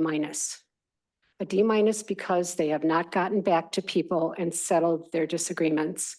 There were so many negative comments made, and these are even from the Springs at Sun Prairie, which is a newer development. People felt they were being overcharged, that they were nickel and dime, that they couldn't get their money back, that the management wasn't good, they weren't on site, it took too long to fix things. Well, DeForest doesn't want to be in that. We want to be an accommodating village who takes care of the people who rent our properties. And I don't think that they have a good enough roadmap for doing that. They're also stating that 104,000 is the household income. Well, even at 104,000, these apartments are not affordable. And so I'm not sure where Mark thinks that they are, and I'm sure he'll let me know that they are affordable. But again, I think a park is necessary. There's going to be children. We already have a referendum coming up in the fall that's going to raise most of our taxes between $240 and $800, depending on which one of those 3 referendums gets passed. And it's not a building referendum. It's a recurring referendum, so we'll be getting that every year. It's already been stated in here too that Windsor Elementary School is getting very full. There is going to be another school needed. And even if there's 100 children in this complex to start with, we're going to have to build a new school. And it is so far away from public facilities. If there are children out there, there's no park. Where are they going to go? I'm not sure. Maybe I'll get an answer for that. As for seniors to live out there, there's no senior center close by. There are no restaurants. There's no grocery store close by. There are not the facilities that our seniors, and I'm one of them, need. So I find this difficult to say that this could be possible for workforce and senior people. There's also no guarantee that Tierney's are going to extend that road. We're hoping that they are, but there's no guarantee. And I don't think that that's the way to go about things. And a grocery store was mentioned maybe in the other commercial land around there. that's been talked about for years, and whether a grocery store comes or not. Dawn, I'm your, sorry, my your dog. time is I'm up. sorry. Thank you. I apologize. Sorry about that. All right, is there anybody else who wishes to appear at the public hearing? If not, I'll close the public hearing and we will continue with our agenda. Mark, thank you. All right, we have a treat tonight. We have Senator Joan Ballwig with us, and we're going to ask her to come forward. She is a sitting senator with the Wisconsin legislature with the Senate. And we welcome you to DeForest. This is a microphone you'll have to speak pretty closely to. So, Okay, thank you very much. And I do have some cards. I'll just pass them this way for the people at the main table. Thank you very much for the opportunity to address your board today. And after a brief introduction, I'll get to some of the questions that you sent me so we can talk about those things specifically. Not the first time I've been in the DeForest area. Actually, we should go back to Mark's first picture because it actually shows the farmland. That is the farm that my husband grew up on, that I got to know DeForest for the first time a little over 50 years ago, which has the Hara River run through it, and it swapped from the village of Windsor. There it is, where the Hara River is, all that green up there. So that's the along River Road. That's the farm my husband grew up on. And for anyone who knows, in the old days, you used to know where you lived based on your phone number. So my mother-in-law told me more than once, we have a DeForest address, a DeForest phone number, but we're in the Waunakee School District. So thus, they went to Waunakee and belonged to St. John's instead of St. Olaf's. So that was kind of the way it worked.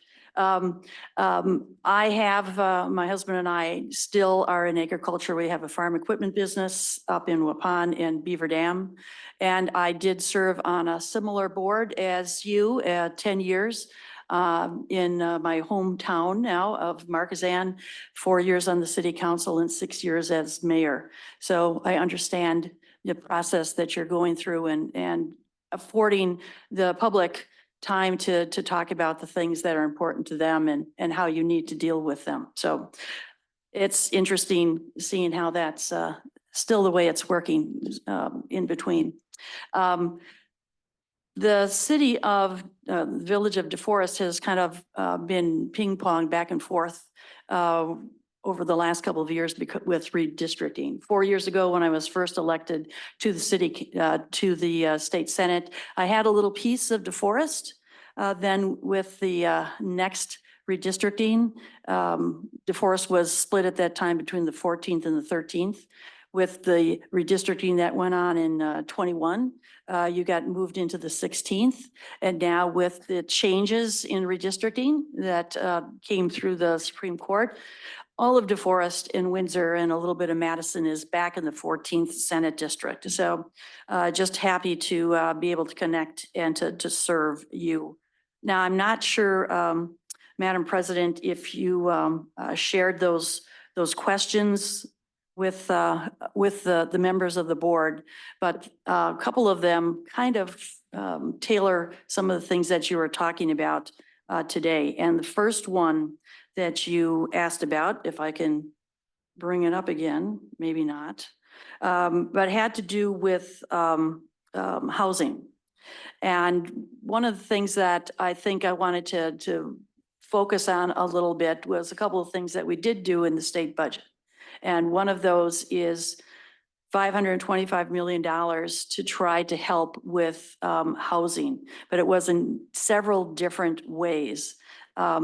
Revolving loan funds, rehabilitating main streets, rehabilitation of single-family homes, and then a loan program where a particular individuals could apply to WIDA to provide low-interest loans to convert or demolish vacant commercial buildings to develop workforce and senior housing.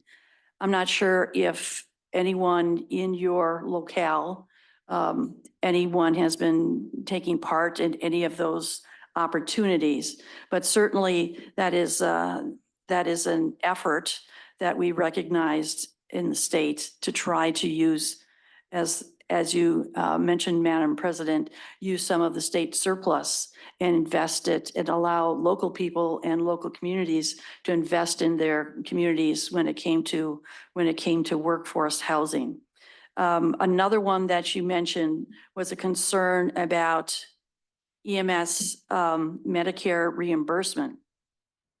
There's a couple of things that have been happening over the last couple of years, but really your question went to the quicker recovery of funds when they were coming from the state through MA. And what we found in our investigation for that is it depends. So if it has to do with seniors and Medicare, that's a federal issue. They're going to do what they're going to do. On the MA portion, it's really connected to their HMOs and the situation that they're connected through. Now, we have thought about looking at, is there some kind of requirement that maybe we could look at as part of their contracts with the state of how they handle those situations. But in general, we have done more to supplement some of those reimbursement rates. I know many years ago when I was mayor, I was also on our rural ambulance board. And this has been a situation that people have been struggling with for many, many years. So if you are accepting those reimbursements, you're at the mercy of those organizations, unfortunately. But we're happy to, keep looking into those items. And just a note on it, Senator, EMS reimbursements right now from the state can take 12 to 18 months for a local fire department. And I was going to ask you a question, what do you normally see when it comes to private insurance? Usually 4 to 6. All right. So there's some room for improvement there. Yeah. Obviously. Because we pay our people every 2 weeks. Absolutely. That's something, sidetrack just a little bit. That's something that we did through the state a few years ago. Knock on wood, hopefully you don't need it, but in cases where there is emergency declared and you are getting reimbursement or payment through FEMA, what we did a few years ago is say that the state should be reimbursing our local communities if there is something that happens where they are eligible for FEMA reimbursement, so that the state would then help out the locals. And then we would argue with the federal government and wait for the FEMA money. So what a good idea. We recognize that is, that can be an issue, and certainly municipal budgets are much more constrained than the capability of the state budgets and the state. So we did that some years ago. Another thing that you talked about was tax incremental financing. It's been a wonderful tool used appropriately for most municipalities. I did a TIF when I was mayor in my community also, to build a business park and be able to have some what was basically wasteland repurposed and prepared so that there can be some municipal services as well as land prepared for commercial services. I don't see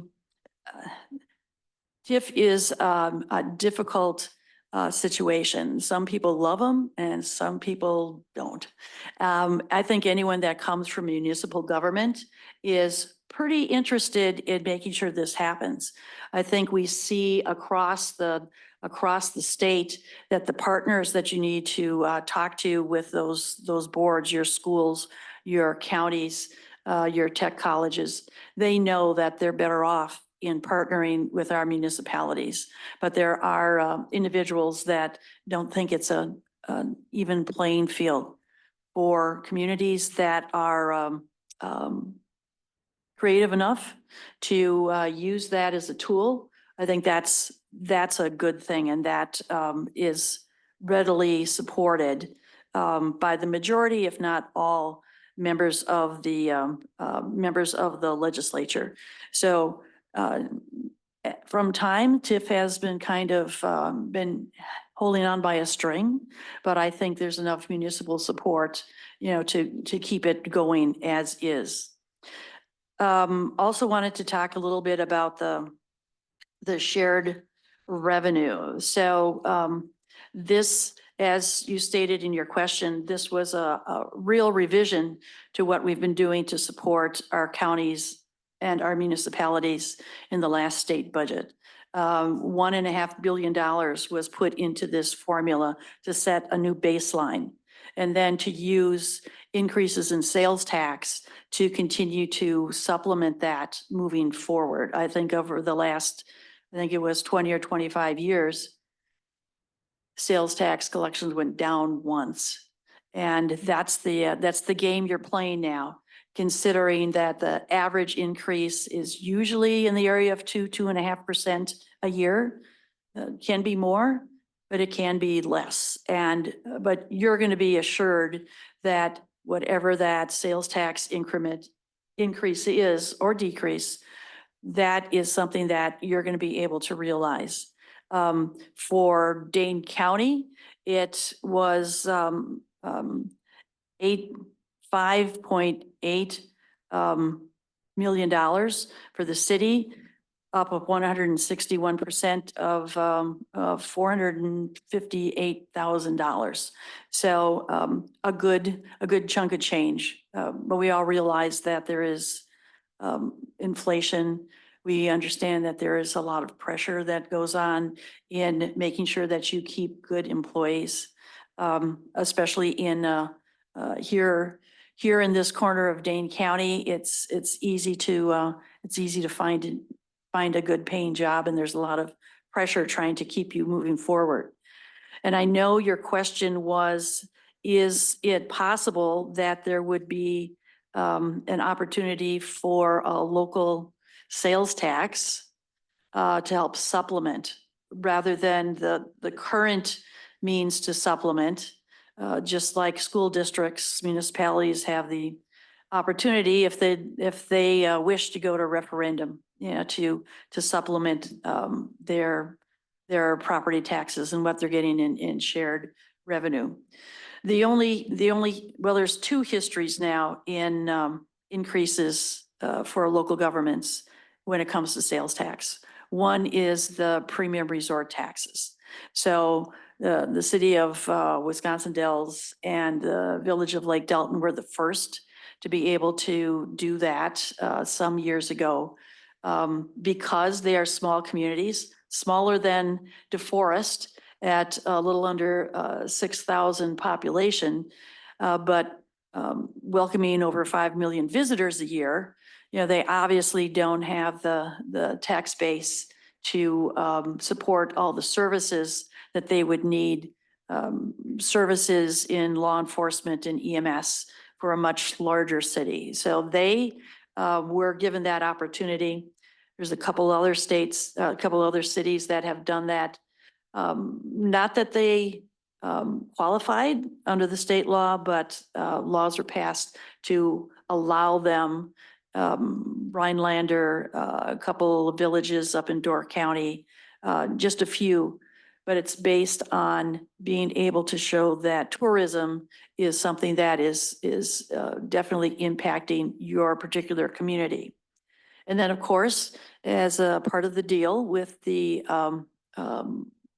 with shared revenue, City of Milwaukee and Milwaukee County were allowed to do a local sales tax, but that was to be directed to retire their debt on the retirement program that they put into place many years ago. So it was very, dedicated and directed as how they were going to be able to use that sales tax.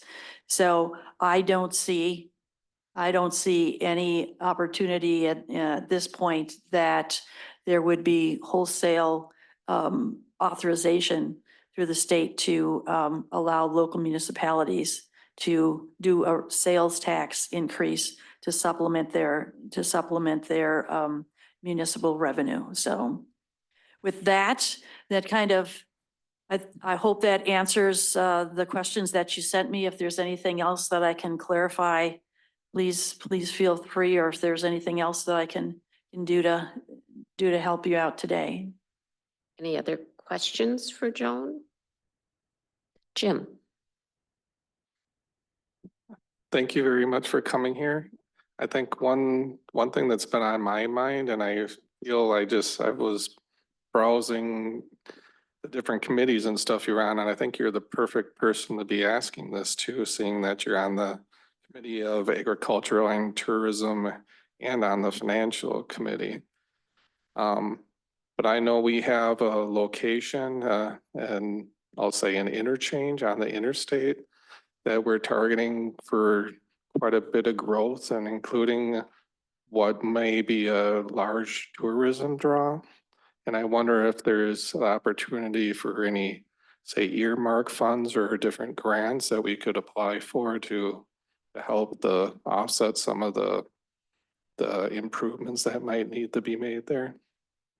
Well, if you're talking specifically about road funding, of course, our general transportation aids that were increased this year is not something that would accommodate that. But we've done rounds for supplemental road funding for grant programs over the last couple of years. I would suggest that if there is something that is a much more developed, a very developed plan, and this may be something that the village president asked me to sit down with her and talk about moving forward. So if that's the one we're talking about, I know that there's been perhaps some DOT has maybe done some traffic counts, some road studies. We do have, of course, through the bipartisan infrastructure program, we do have some projects that are out there. But these projects are lined up many, many years in advance. And so the sooner you can get your project in front of those planners, and I'd be very happy to help do that moving forward, see if we can't just see where that is and where that might line up and what the projects are. I know our friends at Quick Trip think that this is going to be an area of growth because they did ask for grant funding for installation of EV charging stations. They asked for 3 in this part of the world, 1 in the Dells. Can't remember the other one, but the other one was here in DeForest. So they certainly see that this is going to be an area of growth. And if there's maybe besides Culver's, they probably know where the best growth is in Wisconsin. Thank you. You got another question? Well, sort of a follow-up. I am aware of many of the, say, transportation type growth or grants and things like that. But I'm wondering, is there anything potentially through the tourism? I guess I'm just leaning towards being a DeForest board member. I'd love to have more tourism here helping us versus going in a different location. So I don't know if there's any grants we could apply for that is specifically, say, a tourism type grant. Well, your chamber, I'm sure, applies for some of the ones that are most known GEM grants. There's a couple other grants that would enhance activities such as your farmer's market or other festivals, things like that. But there's nothing specific that has to do with infrastructure. And most of the funding that goes into the Department of Tourism actually has to do with marketing to be able to bring people into the state and to supplement some of the big things that happen when we have a captured audience, whether it's the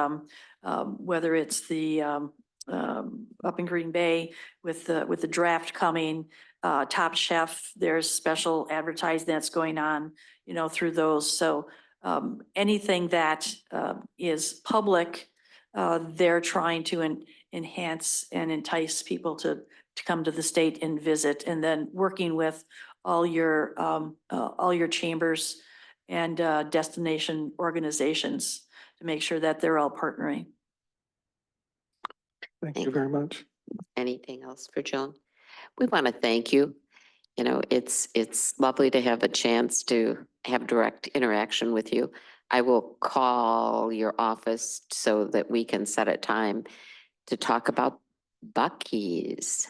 That sounds great. And coming from local government myself, I do think it's important that we keep up lines of communication so we know what's happening in our local area. So thank you all for your time. Have a good evening. Thank you.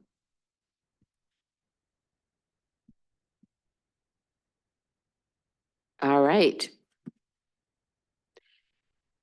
Moving on, we will move to old business, and we're gonna go to item 8.1, ordinance 2024-012, an ordinance amending various sections of the DeForest Municipal Code relating to the preservation and protection of natural areas.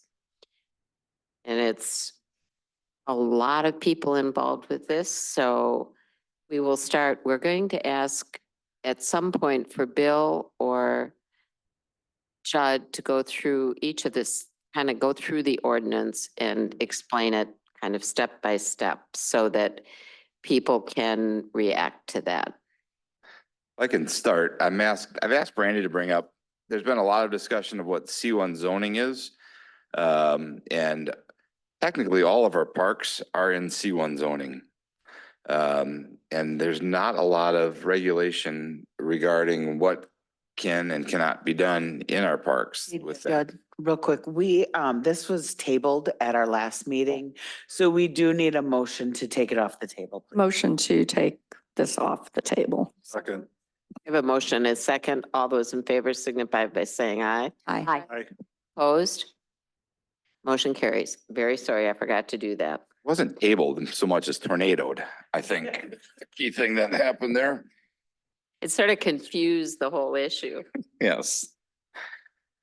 So the purpose of a C1 Conservancy District, and this is straight out of our ordinances, is to preserve areas of environmental significance, limited building potential, or both, and to enable public park, recreation, other open space uses, and certain utility uses on lands that may or may not have such characteristics. Permitted uses such as land and water preserves, including conservancies, environmental corridors, arboretums, and forestry. Passive recreational activities, including but not limited to boating, swimming, fishing, birding, hiking, and cross-country skiing. Also includes parks, trails, athletic fields, play fields, playgrounds that are open to the public, including accessory parking, picnic concession facilities and operations, farmers markets, community events, other accessory uses commonly associated with such facilities, but not including any golf course. Outdoor public educational facilities. I don't know where I went.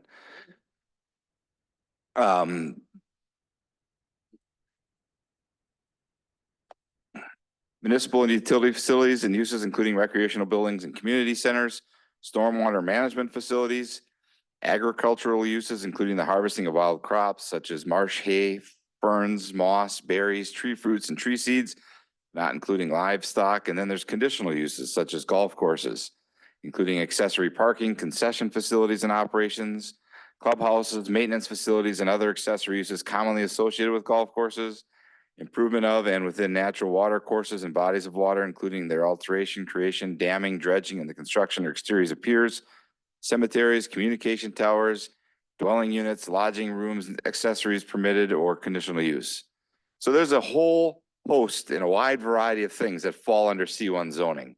It does not mean conservancy, unfortunately, right? That's a whole separate, and I think there's been some confusion, predominantly amongst the public to understand that conservancy is a designation that we can put on areas within that, but just because it's zone C1 does not mean that it's a conservancy.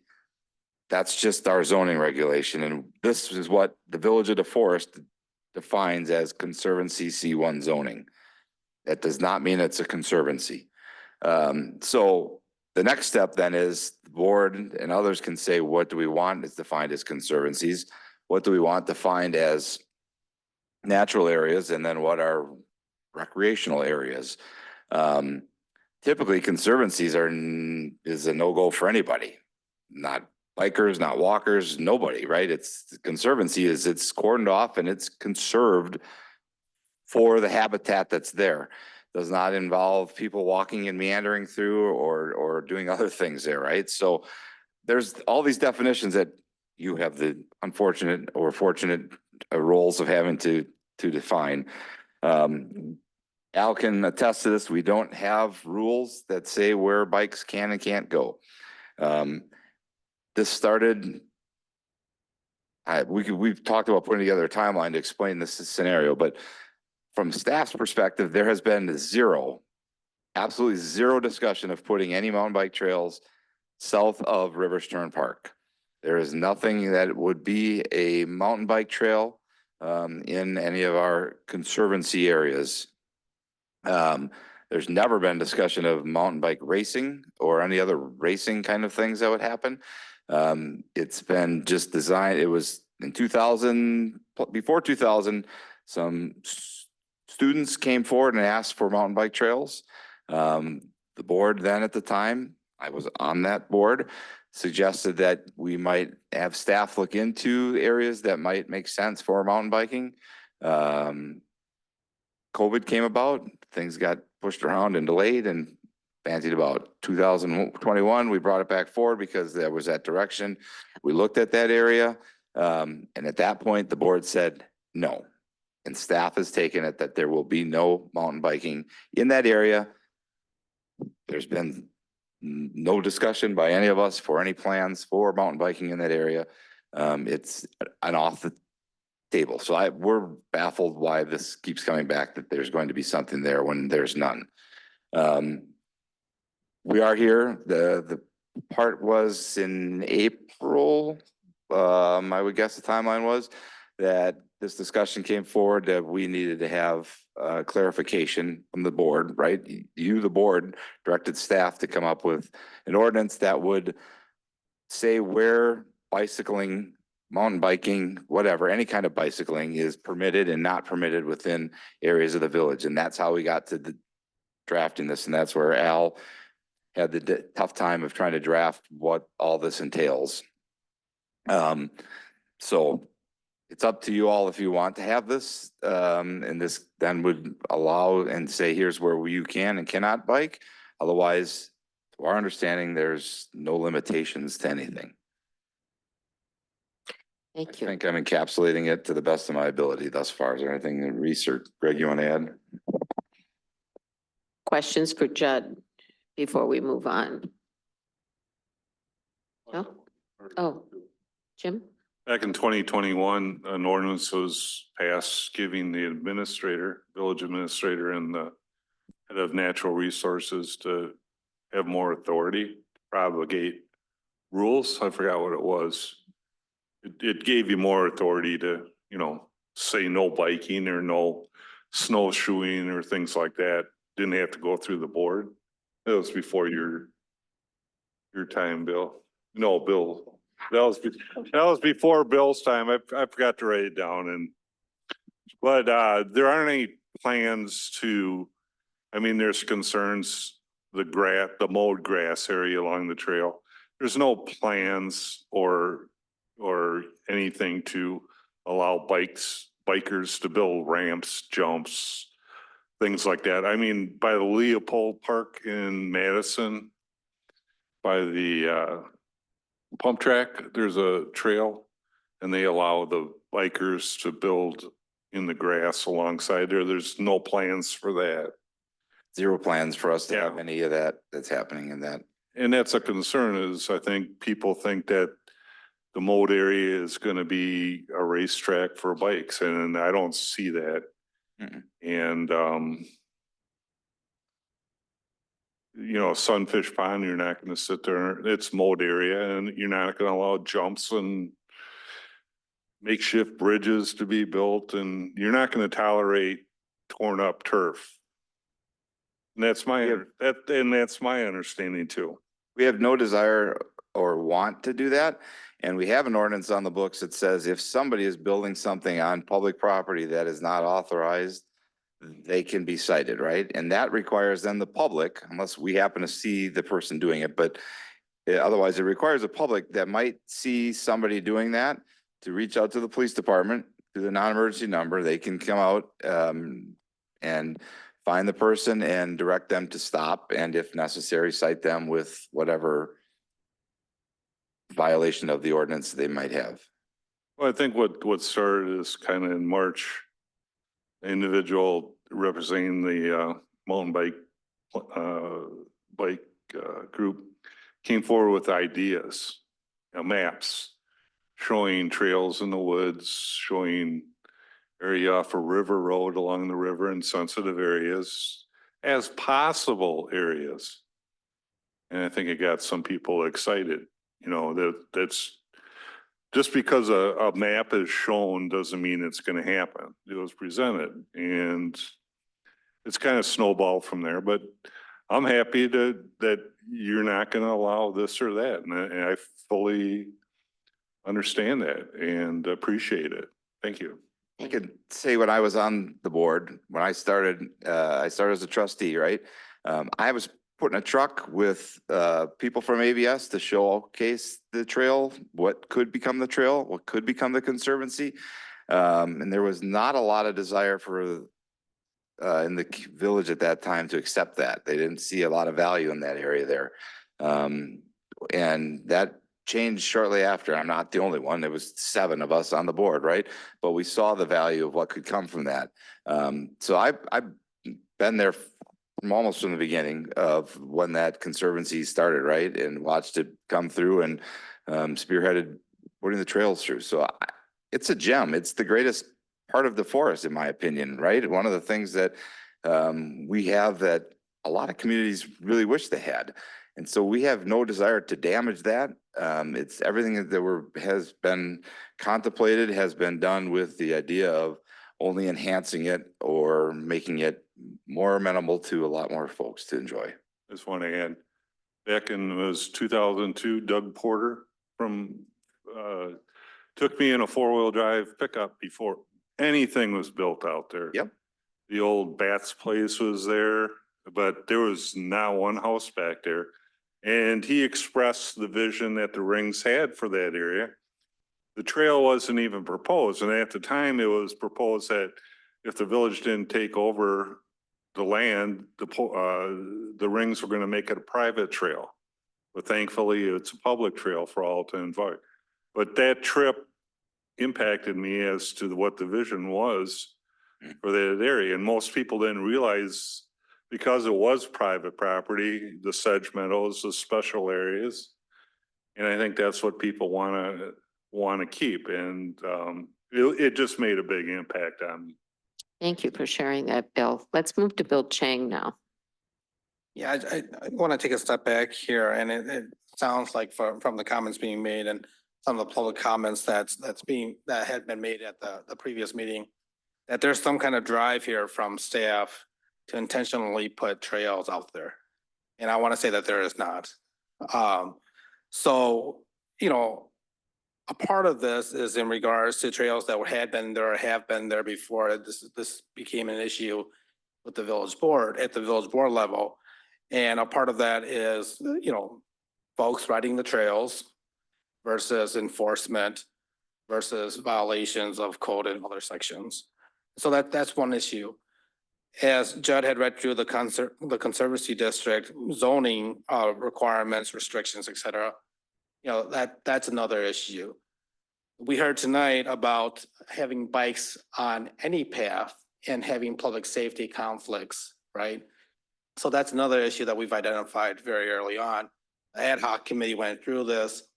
the village board was adherent at that time, saying, that we're gonna try to find a place where mountain bikers can be and be able to enjoy and not be in conflict with hikers, et cetera. And so, again, I just want to reiterate the complexity of this issue, not necessarily issue, topic. And how do we move on from there? Add in the timeline impact to this, right? You're talking about several different timelines. There's some that want this enforced or impacted right away. There are some that are saying, wait, and let's see what happens to the public process, to the comprehensive outdoor recreation plan. And I'm not sure if that plan is going to absolutely solve this issue, when it does get completed, because there's so many portions of this that is touched or is impacted by other areas in policies made by the village board. There was some, there are comments in regards to the ordinance, whether for or against the ordinance, whether for or against mountain biking or off-path biking in general. And so, all of those things we have to try to filter ourselves through here. I'll give some time for additional comment in regards to the subject, but I want to kind of take this time just to ground the village board in what motion was made at the meeting on the 21st and seconded into discussion. And so everyone knows exactly where we are in this discussion. And then I want to talk about the ordinance itself and what it means and how it potentially impacts other ordinances as we move forward. So on the 21st of May, there was a motion made to approve. And the ordinance that was represented in the packet at that time was the original motion, the original ordinance that was drafted.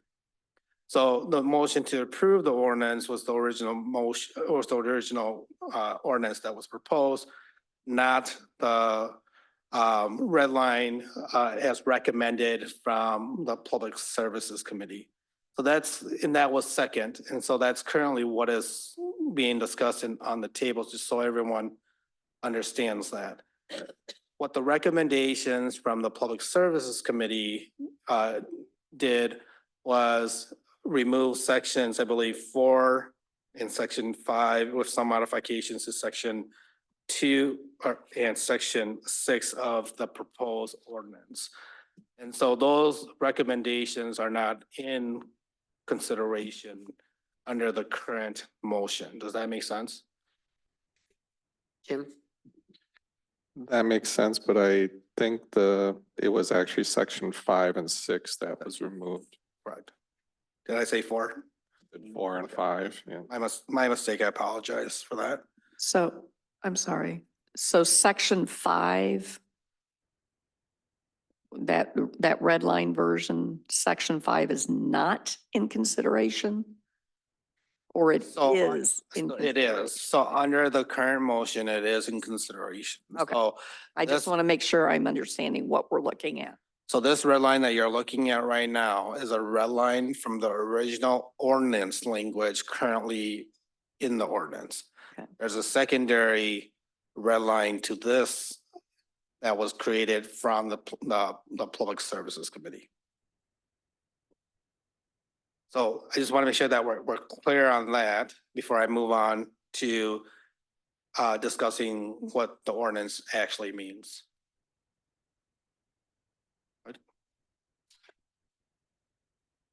I was just gonna add, if they have clear, the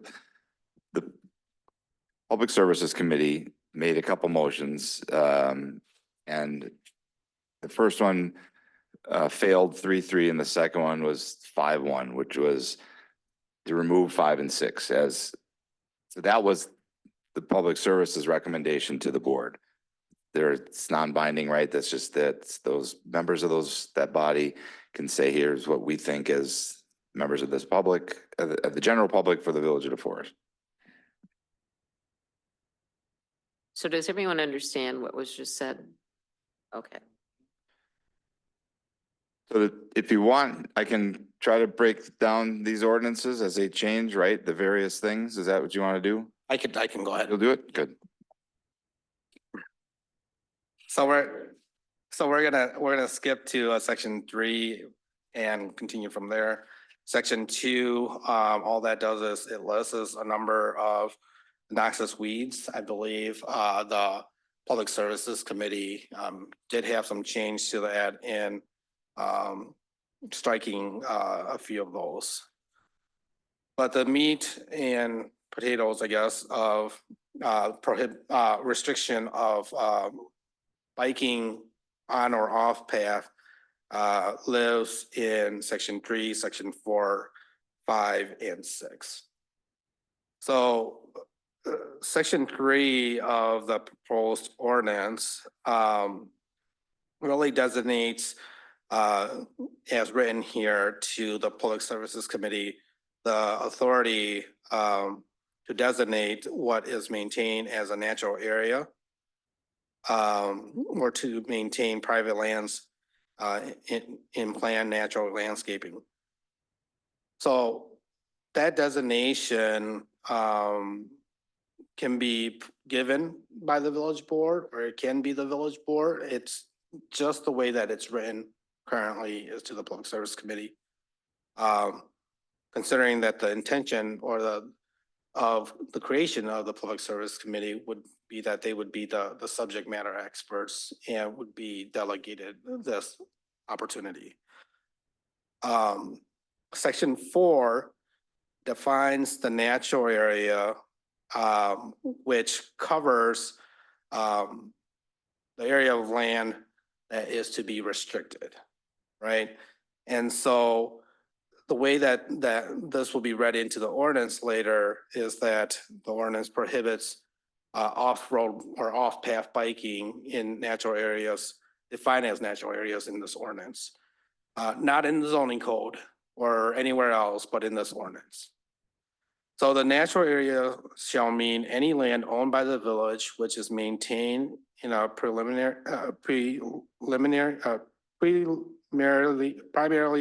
natural state. Sorry, I'm thinking ahead of myself.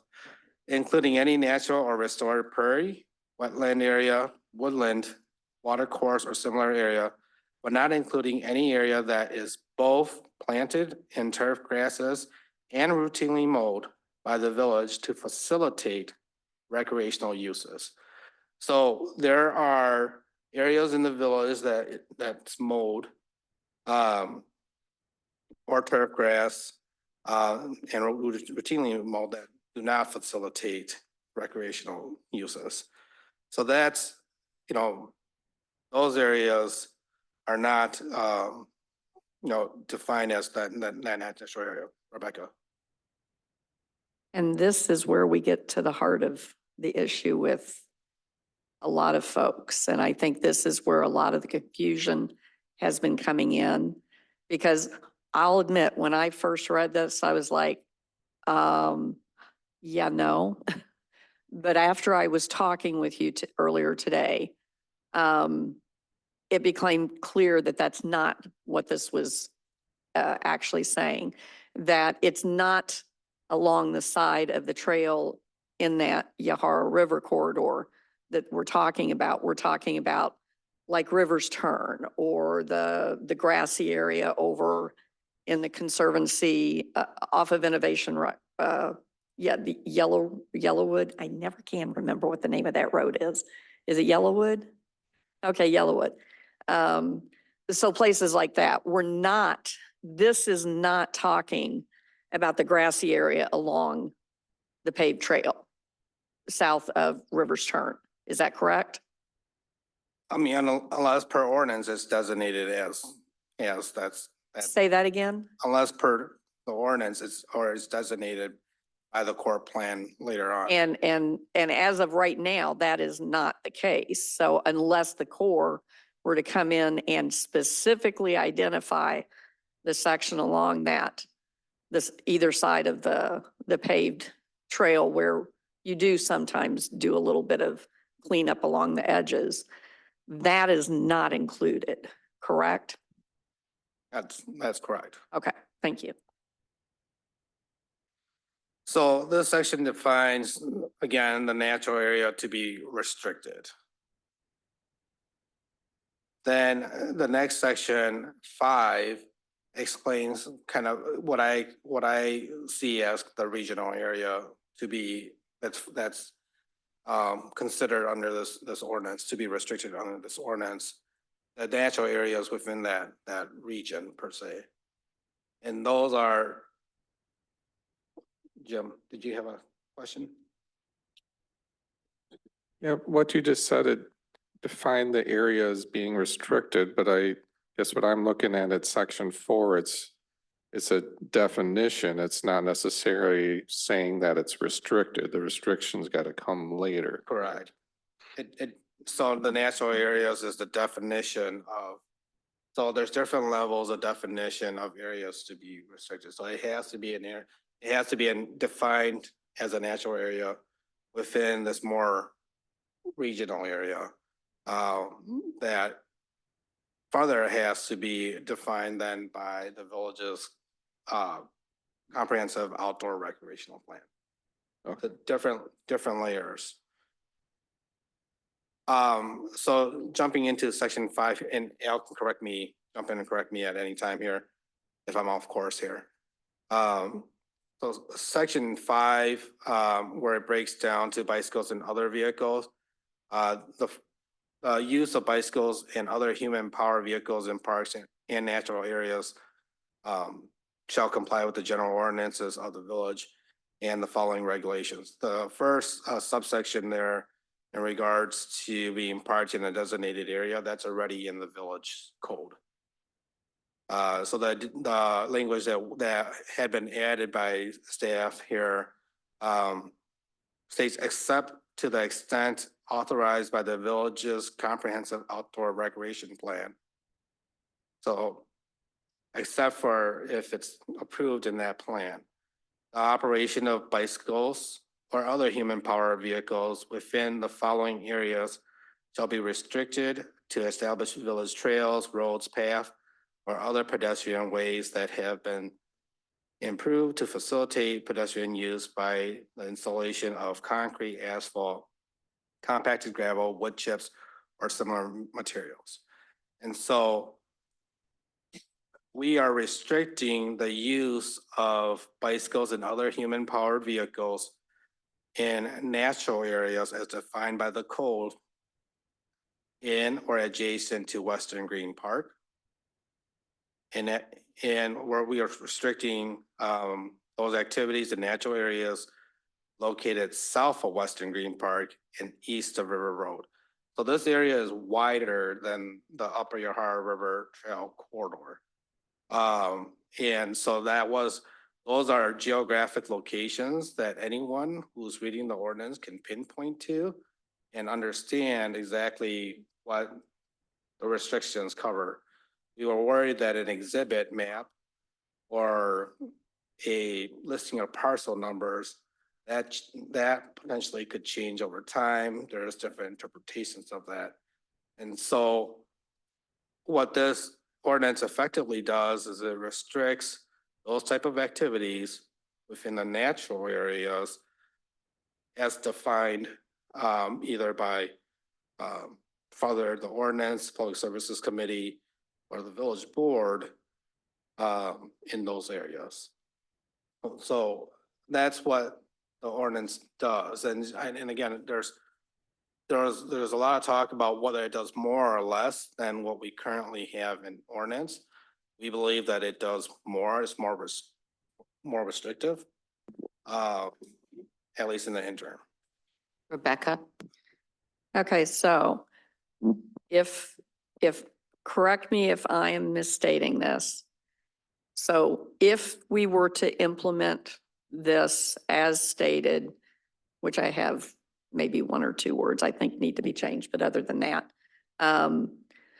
if we were to implement this tonight and it went into effect whenever it goes into effect, and we go through the core plan, and and or it doesn't pass, or something doesn't happen with the core plan or what happened.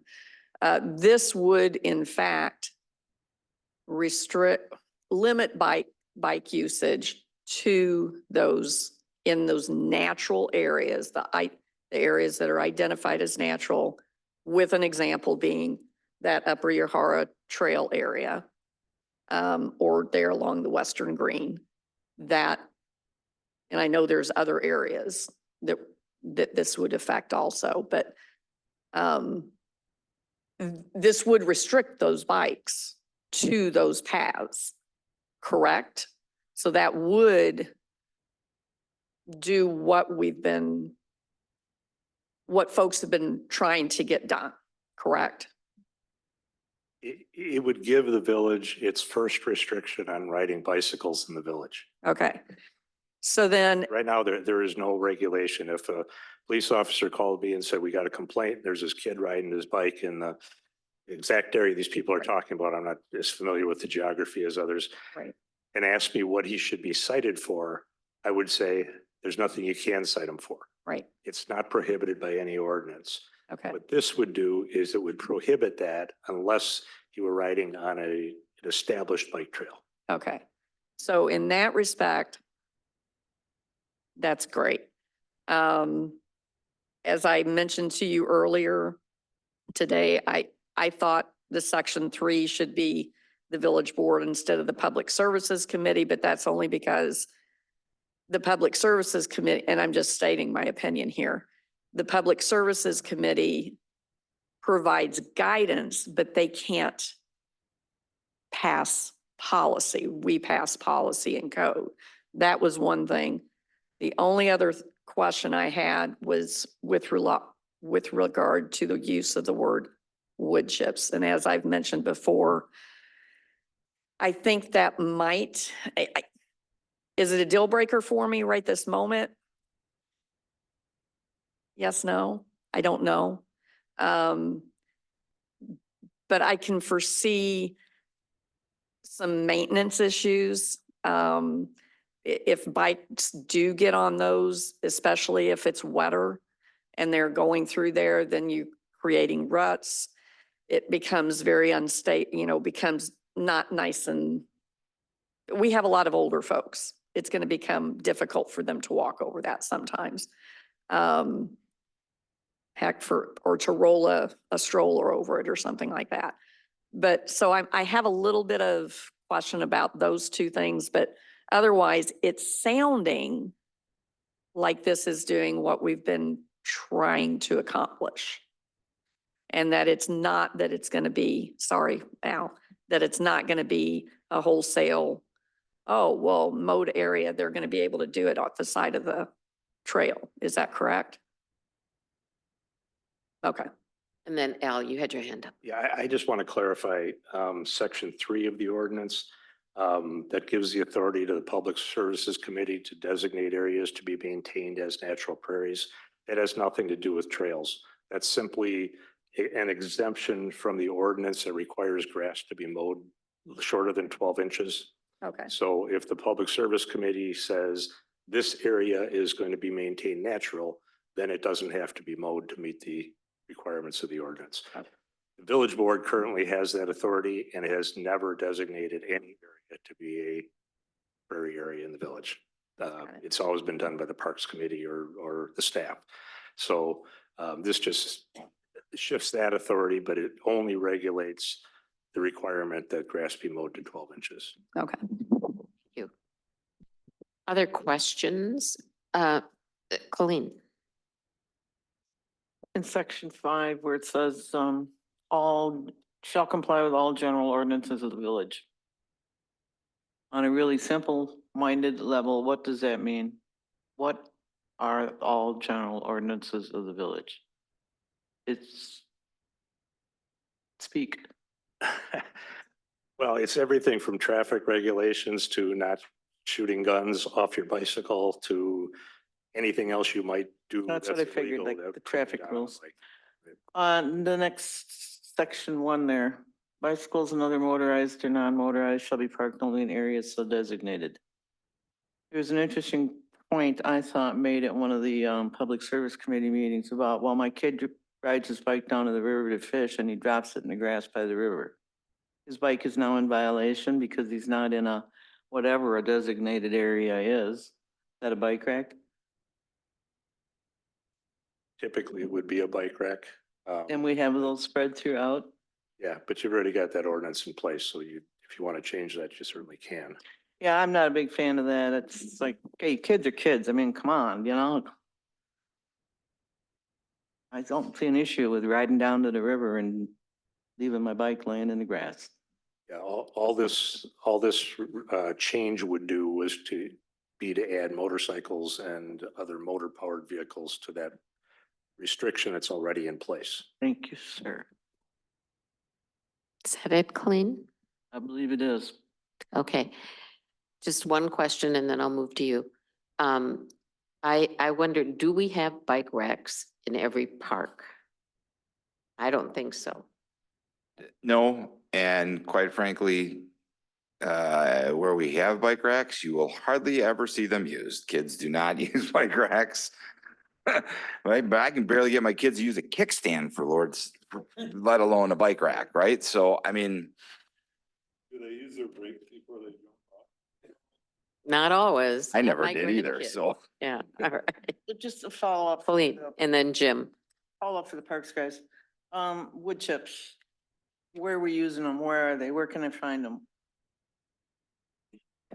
We don't have any trails with wood chips. I mean, we might have done them in the past somewhere, where there's a, up at the hill there, or if there's a wet area, maybe you'll put wood chips down in a natural setting. So potentially, maybe could potentially use them down in Rigstead Park in some of those wetter areas where you want to facilitate people to be able to get back in to see that. I mean, if you haven't been to Rigstead Park, it's really pretty. You might want to facilitate people to get down in there, right? But you don't want to be so invasive as to put in limestone or even asphalt, right? But wood chips where they can disintegrate and go back into the earth, right? And we can lay fresh. I mean, we've gotten plenty of wood chips this past 2 weeks from chipping in the village. So we got to find someplace to use them, but we don't currently use it anywhere. They became a big issue tonight, all of a sudden, wood chips. Can we just take them out then? Because we really don't use them? Bill and then Jim, will you give Bill some time? Yeah, so you can remove them if you want. I mean, this ordinance is still in drafting. But I want to put this into perspective. So we had just talked about accessing the river, you know, kids going down to the river fishing. This ordinance would prohibit that unless they're on an approved trail in those natural areas. So again, the language for wood chips, you know, once you get, if you want access to the river, you know, there'd have to be some kind of designation there. All right, Jim? Well, I just want to mention maybe more of my opinion, but that's also a little bit of what was in our packet tonight as far as there was a motion that ended up failing at the Public Service Committee, that it modified some of Section 5. And I just mainly want to bring it up because, again, it's my opinion. If you look at the Section 2 that's up on our screen right now, or Section 5, item number 2, what was proposed is installation of concrete, asphalt, compact gravel, wood chips, mowed turf areas, or similar materials. And to me, that was a good addition because what I'm thinking, again, more or less like what we talked about, people going at Sunfish Pond, they're gonna bike around the backside along the grass and lay their bike down and go fishing. Right now, the way it's written on our screen, that's prohibited. And I, for one, think it's okay, say at Rivers Turn Park, for the bicyclists to use the hill for their training purposes, as long as it's not destroying the turf. But I think that's okay. in the way this is written, that would not be That would okay. be okay. That would be okay. That is okay? That How is that okay? But It's not a natural area. when you look at the definition under section 4, under the turf grasses and routinely mowed areas to facilitate recreational uses. So like I said. you So have is to sunfish designate- okay too then? The fishing is a designated recreational use, right? So they'd be allowed to bicycle around Sunfish Pond as long as it's mowed? And what about along, See your hand. say, the paved trail, the whatever 5 foot that's maybe routinely mowed? And they bicycle off 2 feet off of the shoulder because they are going around somebody. Can I, this was discussed at the Public Services Committee. My interpretation, and Al, you can correct me if I'm wrong. But if it's a natural area that's planted in turf grass and routinely mowed, you can ride a bike or use other means. So we have benches along the trail that are off the trail in a grassy area. So if you want to prohibit the bicycles or other things, you, like a mom pushing a stroller, you can't push that wheeled stroller into the grass to go to that park bench. You can't ride a bike as a person and a kid on a bike and put your bike off the trail and go sit in that bench if you wanted, because you'd have to leave your bike on the trail, which is now a hindrance, right? So we have these areas that are mowed for several reasons. One, to facilitate people to get to a park bench or other area, or to buffer. So if somebody goes errant, they're not going right into the sedge meadow or right into a marshy area, right? You've got a way to potentially contain yourself. So that's why I think this was in here, because we know there is strips in areas, there's some areas we have zero grass right along the trail. 85% of our trails have some grass nearby. And, you know, even if it's just a kid in error or an adult in error gets off the trail into the grass and somebody sees it, you can light them up for that? I guess, if we eliminate it, but that's the idea behind this. Am I wrong, Al? I just want to correct the terminology. You started out by saying you can have a natural area that's in turf grass and mowed. You can't. It's not a natural area if it's turf grass and mowed. Right. It's exempt from this whole restriction. Yes, sorry. Okay. Rebecca and then Jan, did you have? your hand? So going to Colleen's point, I thought was actually a very good point about getting down to the river. And I think it might be a good thing, and this I think would be good for the Corps to identify those places along the river, along, that would be approved for that type of access. And maybe, I don't know, maybe lay down some wood chips for that. But I'm trying, we do need to be cognizant of some of the over restriction.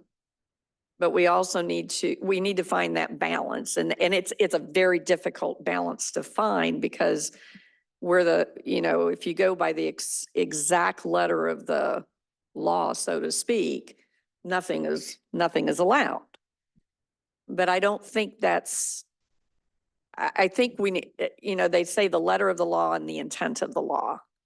And I think the intent of the law is to protect the area to the best that we can, while allowing reasonable access that is not destructive.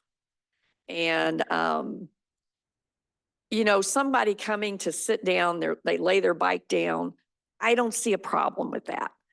I see a problem with constantly riding a bike along the side of the path and digging up the grassy area. I see a problem with that. Is it going to be, oh my gosh, we got a bunch of people that are walking on the trail and a biker is coming along and, whoops, I need to get around them. They didn't move. Am I going to stop and am I going to walk my bike until they decide to move, or am I just going to go around them? I think that's the intent, you know, we have to be reasonable too. So my intent is I don't want them riding their bikes along there all the time. An occasional, you know, just for whatever. I think, no, I don't think we're going to be citing them for that. Does that make sense? Dan, did you have a, and then Tashidra? Yeah. Well, Oh, Al, did you want to respond? I wanted to just clarify one thing in terms of how ordinances work. It's almost impossible to write an ordinance that's going to cover every conceivable situation that comes up because most of them aren't conceivable until they happen. So you draft ordinances that generally do what you want them to do. You don't try to overreach, you don't try to underreach. But it doesn't mean that if a kid rides his bike down to Sunfish Pond and drops it on the grass, he's going to end up in prison. Okay. There are a number of levels of discretion that are involved in enforcement. First of all, no police officer is ever going to cite the kid for having his bike laying on the lawn near Sunfish Pond. If they did for some reason, my office isn't going to prosecute it. Okay. So on the other hand, if you've got a gang of kids who come down with their bikes and leave them laying on the trail so people with their baby buggies can't walk through the trail, yeah, they're going to get cited, they're going to get prosecuted, and we'll do something about that. So, you know, the fine points on you know where bikes can be left or where they can be ridden. I guess I just wouldn't worry about them as being carved in stone. Dan and then Tashidra. Thank you, Al. well, Al's comment that now makes me think of another point, but going back, first of all, can we get the Rivers Turn Park map up? Not You want the part to of- see where or the Rivers I Turn do. is? Is that what you're asking? Yeah, yeah, yeah. So here's Rivers Turn. Yeah, it's those two spaces right there, right? Which includes a little bit of conservancy area. Right, okay, so first I wanted to go back and say, you know, we asked staff to try to write an ordinance and I think you guys did a great job. I mean, this is a very difficult situation. And I like a lot of parts of it and I think you did well. But I think there are two things. We're still talking about mountain biking in Rivers Turn Park, right? I mean, that's still gonna have some of that conservancy area. So the only area that we had proposed the 2 intro to mountain biking classes and then the mountain biking team is looking to use is the mowed grass area. You guys had already passed the restriction to not allow any of that wooded area and there's no plans or there's no usage of that wooded area for biking at all. Okay, thanks, Reese. So knowing that and looking at this draft that we have here, I just feel that everything has gotten more complicated than it needs to be. And I'm wondering if really, do we only need a better definition and something written in our zoning codes regarding C1? And so that's along the lines that I'm kind of thinking, because this has it's gotten complicated, but that's just my 2 cents. Thank you. Tashidra?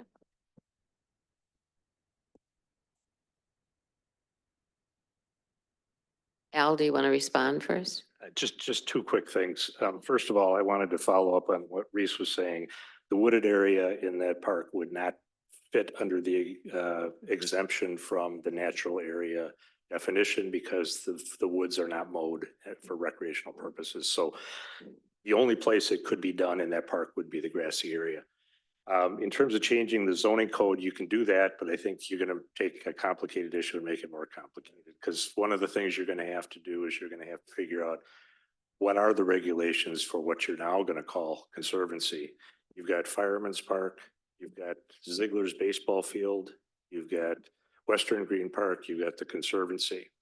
Very different areas that are all zoned C1 now. So now you're going to have to come up with 2 different zoning districts at least in order to have the types of uses in each of them that you however you decide you want to do that. So I think it would get I see. pretty complicated to try to do it that way. Thank you, Tashidra. And I'm very sorry to have interrupted you. That's okay. I've had a lot of time to think. First of all, I wanted to say, thank you to staff for your hard work, for coming to the village board, taking our direction and doing your due diligence to do exactly what we've asked you to do. That's very hard.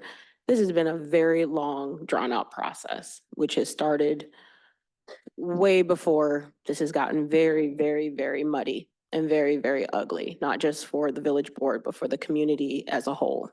And my heart goes out to the children that came to the village board and presented. That takes a lot of integrity and a lot of courage. So if they're watching, and they probably have, or maybe they've given up and lost heart by now, I know I would have. I just want to speak to them and just say, you know what? I really appreciate the tenacity that you put forth. And I also want to speak to the committee. Jane, thank you for putting that together and the time that it took to meet. We are very busy individuals. The world is getting faster and busier, and to take time out of your life to meet in a committee and listen to a topic over and over and over is very hard to do. I've sat in some of those meetings and they were really long, really, really, really long. And that's very difficult to do. And there's one precious resource that you cannot get back, and that's time. We can make more money, we can make more issues, but we cannot make more time. So I want to say thank you to the committee that put in the tireless energy to discuss this. Bill, you laid out some really, really great points. We have discussed at least 3 different topics that are not the same. Zoning, which is, Judd did a really good job of explaining what it means. And I think one of the things that this topic has done has really divided the community in a very disheartening way. And I'm hoping that we can get to the point where we can discuss this, put a nail in it, and come back together and start to build. And we're talking about recreation. We're talking about things that for health and wellness. And as a nurse, we need our health and wellness, right? And so what I really want to say, I don't have any questions. I just want to put this out here because we've talked about 3 different topics: trails, zoning, and bikes. And we've talked about bikes in a couple different ways. We have beautiful trails right now, and people can ride their bikes on trails right now. And we've talked about safety. I have a bike. I just got a bike, and I plan on riding it on a trail, but I'm cognizant of the fact that there are people are walking on the trails. And we don't want to take that away from people, but we still need to be mindful of, I've seen people almost get taken out by a bike, but I've also seen someone get taken out almost by a deer as well. And I was kind of actually startled that the wife laughed at the husband who almost got taken out by the deer. That's going to be some different counseling for that couple. I digress, and I want to be mindful of our time. So as this ordinance is in front of us, I just want to be mindful of the fact that the overall goal is to bring the community together and allow people to enjoy their time outside as they see fit. And so my notes here is, I don't want to restrict or take away anybody's ability to enjoy their time outside because you can't get it back. But I want to speak to the fact that what I think we need, what I hope that we can do is, 1, define what we're talking about and make sure that people understand the jargon that we're using, because I've listened to everybody speak and we've intermingled a lot of the topics and a lot of the terms that we've used. And I think that that has bred a lot of confusion. We've also had individuals take the discussions that I've had in the community, in the committees, and misrepresented those facts and have gotten a lot of people fired up about topics that really never happened. And I'm hoping that we can disseminate information to get individuals that weren't part of those meetings properly informed so that when they appear, they're actually representing true facts, so that we can bring those individuals together. Because I do believe that there's been a lot of misrepresentation and dissension, and which has made this discussion even more murky and has confused people. So I think that as a board and maybe as a staff, what we can do is not draw this conversation out any longer. Like 4, 5, 6 years is long enough. Like, I don't even want a bike anymore after listening to all this. Like, let's just all hold hands and walk together for a while. But I think we definitely need to get our jargon straight and get our terms defined. And maybe as a village, we can put that out there so that everyone can see the same information, because we have a lot of misinformation. And when people are misinformed, we make uneducated decisions and we breed dissension and we build walls between each other. And honestly, it just hurts the community and it hurts our children. And mental health is a problem. And if our kiddos can't get out and get off their devices and get active, if we can't get off our devices and get outside and get active, I, as a nurse and even as a community member, am a little nervous about that. So hopefully we as a staff and as a board, we can get our terms defined and get what C1 zoning really is out there so people understand it, where we really want biking to happen and not restrict, and then really speak to what the issues are and then put it on our, notified DeForest. People can go online and we can just really speak to that, because we're talking about a lot of different topics and we're not in the same book. So hopefully we can get in the same book, on the same page, and then we can put this topic to bed. And then everybody can enjoy our beautiful community together and we can stop this. And that's all I have to say about that. All right, thank you. Jim had his hand up. Yeah, so my conversation would be a little bit disjointed because I wrote down some notes as other people were talking that I wanted to bring up. Zoning was mentioned, and at one point I thought that could be a way to help the situation, but I think one instance or one reason where they may not be a good, or why I'm saying that's not the way we want to go, is that we have a policy of having one zoning per parcel.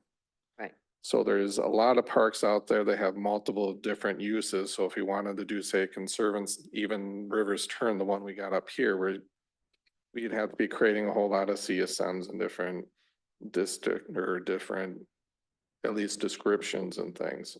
So I think that's not a way to go. I think we'll continue to explore what we can do within the corpse plan, and hopefully that will add some, or at least minimize the confusion when we move through that. That's one point I wanted to make.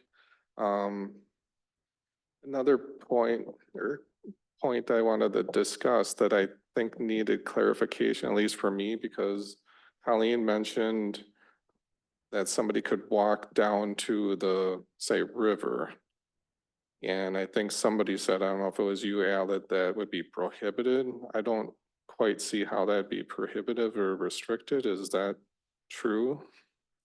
I think I was the one that said that, but you would not be able to ride your bike off path to the river unless it's designated as a recreational mode area and is exempt from the definition of a natural area. Okay. But could somebody ride their bike, say,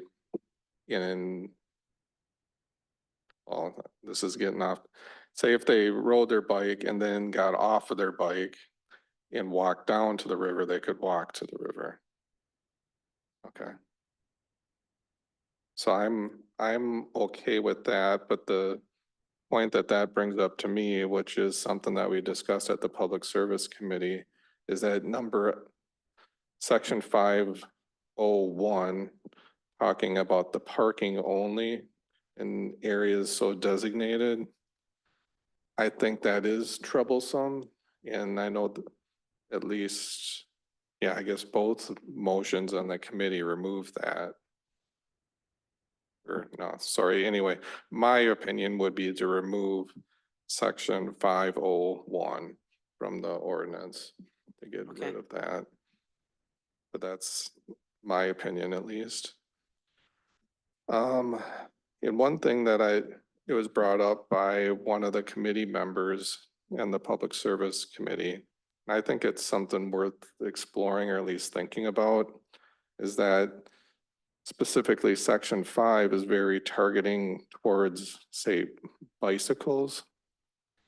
It does say bicycle and other vehicles, but what is the difference, say, about, say, a bicycle going across a natural area or versus, I don't know, cross-country skier or repeated use of snowshoers or different other things?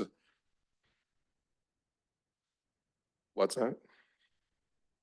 But right now, we're only talking about bicycles, and I question why one item. I think it may be worth thinking about what other things are damaging, or do we just say human-powered vehicles and equipment rather than saying bicycles? But guess I'm personally okay with this because I don't know what else to say, but maybe Alan, you have a different wording or something. I guess what I was going to suggest is that the question really is, where do you want to draw the line? Everything a human does in a natural area causes some damage. Maybe microscopic, it may be devastating, but snowshoes are going to be less damaging than a mountain bike, which is going to be less damaging than a motorcycle, which is going to be less damaging than a bulldozer. So the real question is, where do you want to draw the line as a matter of policy as to what's allowed and what's not allowed in the natural areas? Okay. Thank you. So and then the last comment that I'll make is a little bit of history, I'll say, even about myself. And we've heard a lot of people talk about close calls with bicyclists potentially hitting pedestrians.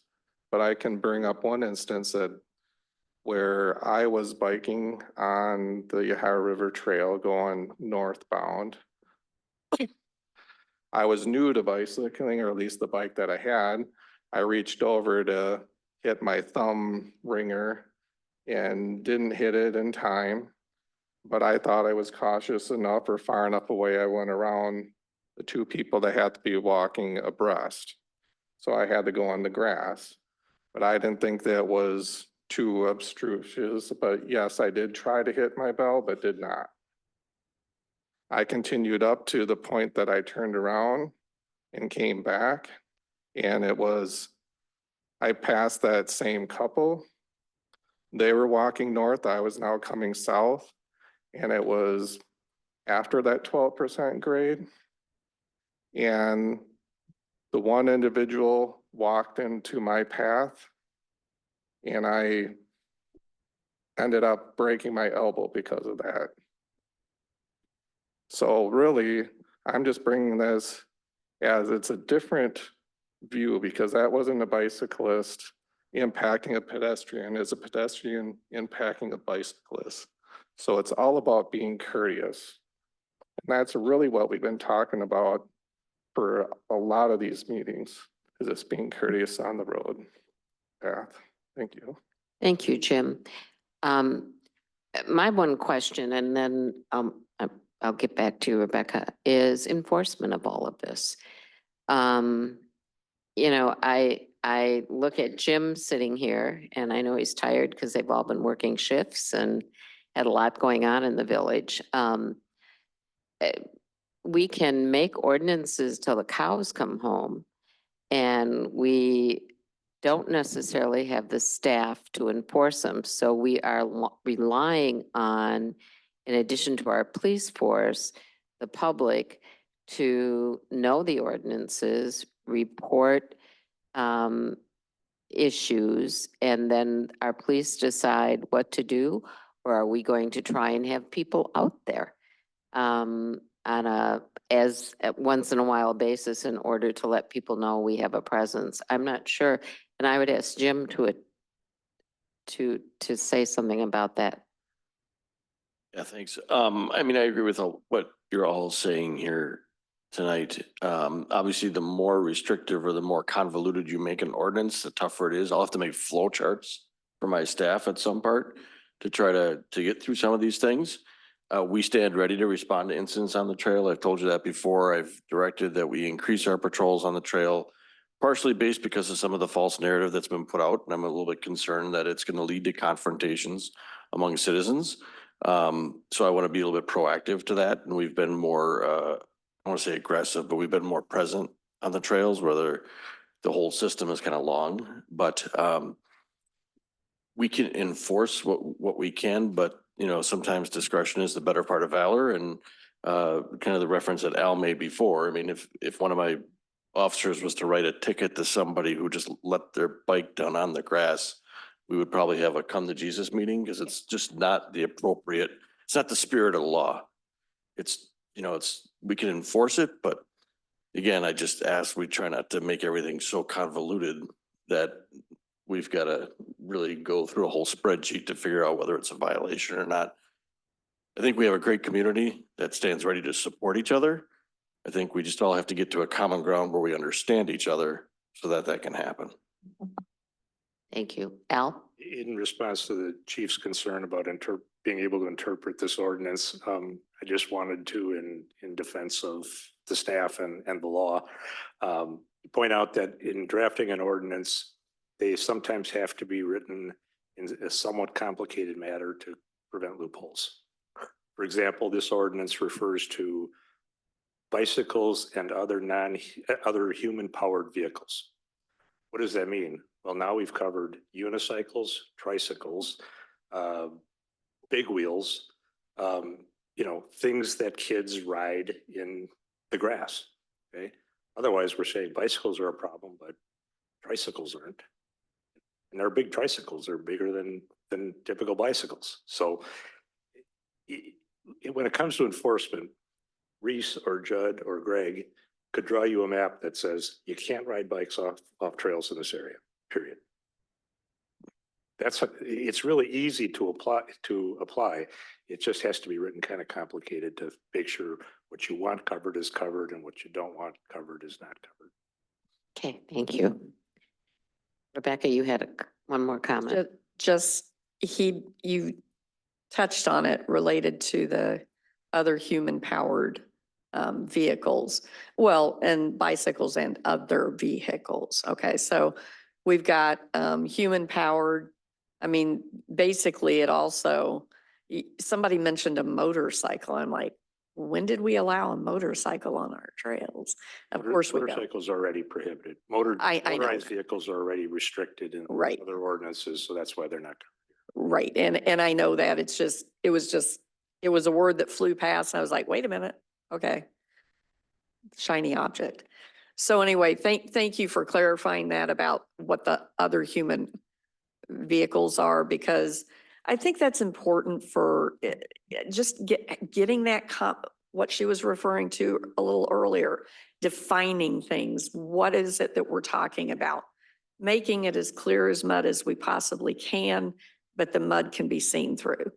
I know some of it's kind of, the way it's worded, it's very murky. I mean, people on both sides of the argument were totally clueless as to what this really meant. And I think this discussion tonight has helped, at least I certainly hope it has helped to clarify what the intent is, what it actually is doing, what it is not doing.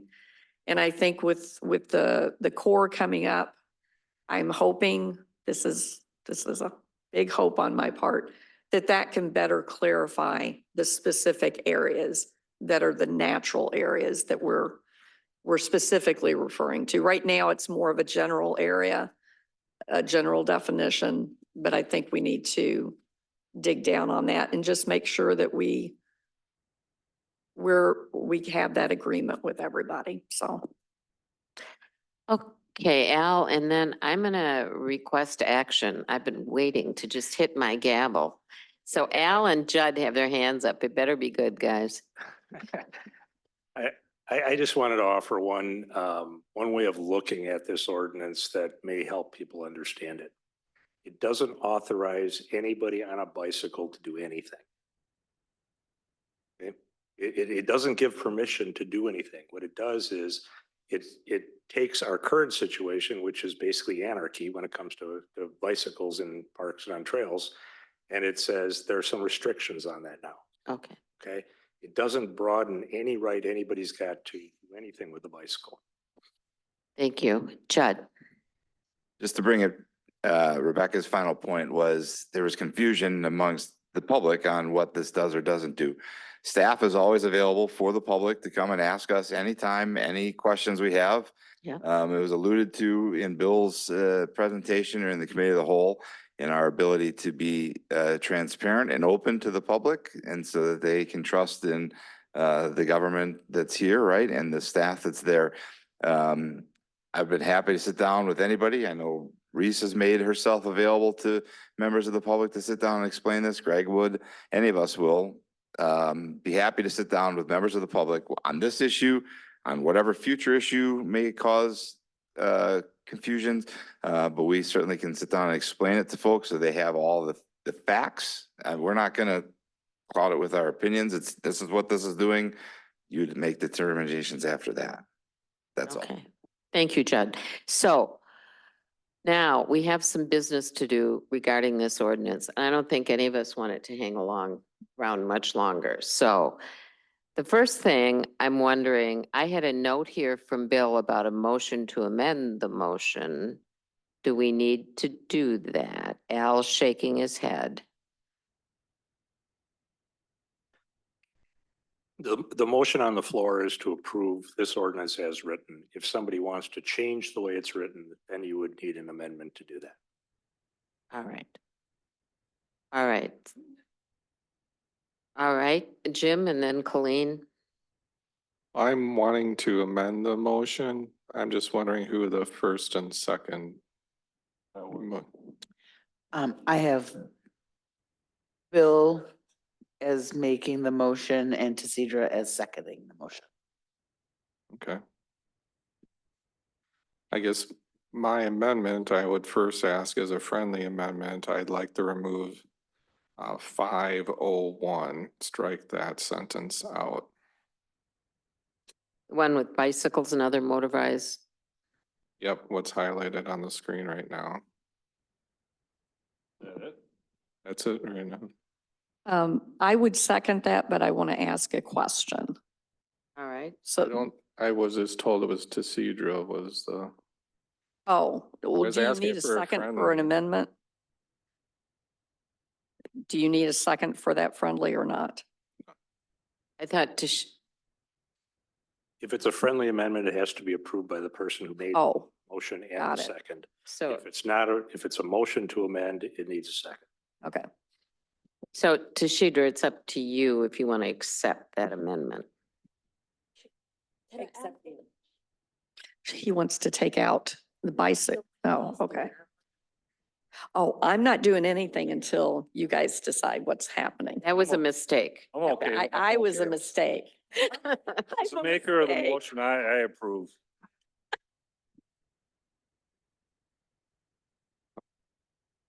So what I'm hearing is Bill and Tasidra accepted my friendly. So ask my the motion question? would then be to approve the ordinance without section 5, item 1. Am I allowed to ask one question? After Al says something. Okay. The problem with that is that the way this is drafted, it includes language that's already in the code that has to be repealed.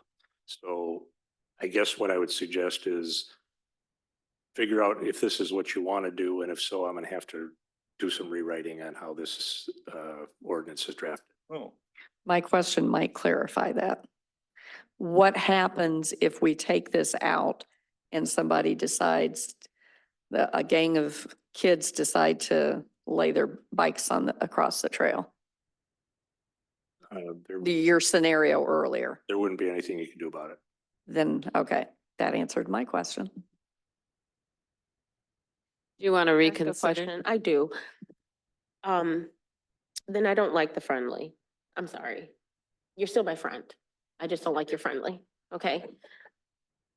I do like that bikes need to be parked in designated areas. I just like order. So you, Did I not understand his friendly? Al, And I would show resend mine after listening to our village attorney. Motion for a break. Let's call the question. Just a minute. Yes. Al is going to tell us something. Can I make a suggestion? And that would be, if you approve this as it is, the Public Services Committee has the ability to approve administrative rules that govern parks. And they then would have the ability to adopt a rule that says it's okay to dump your bike next to Sunfish Pond while you're fishing, or it's okay to put your bike next to the trail as long as you're not blocking the trail. They could do that on a more detailed basis. But this would give us the ability to enforce it if people are blocking trails, doing that kind of things. Regardless, I can assure you that there's no kid that's going to be cited for putting his bike next to Sunfish Pond while he's fishing in the meantime. So We could have led with that. Call the question. Call the question. All right, we have a motion and a second. And so I would ask, if there's no more discussion, all those in favor signify by, what? What's a roll call? Oh, I'm sorry, I just didn't hear. All right, I'm one of those people that would get run over on the trail. Can you do that, Callie, please? I'm opening it up right now. Trustee Little, Aye. trustee Simpson, I, trustee Stefan Hagan Han, Aye. trustee Witherspoon, Aye. trustee Allen, Aye. trustee Langraff, Aye. president Cahill Wolfgram. Aye. Motion carries 7-0. Thank you. All right, you guys. We spent a long time on this, but we got there. And I appreciate the village residents and all of your time and staff work on this. I will say that if you call Juddy, he even answers my phone calls. So I'm sure he'll answer yours. All right. Something? I just want to thank everyone who's been in this audience tonight. I appreciate your time and just being here with us this evening. We have to be here, but you don't. And so I appreciate you coming out and being with us this evening and coming to the podium and speaking. And I value you and your time and just seeing your faces. So thank you very much. All right. So we are going to take a quick, and I say the word quick with emphasis, 5-minute break, and then move to our next topic. We do want to go home tonight.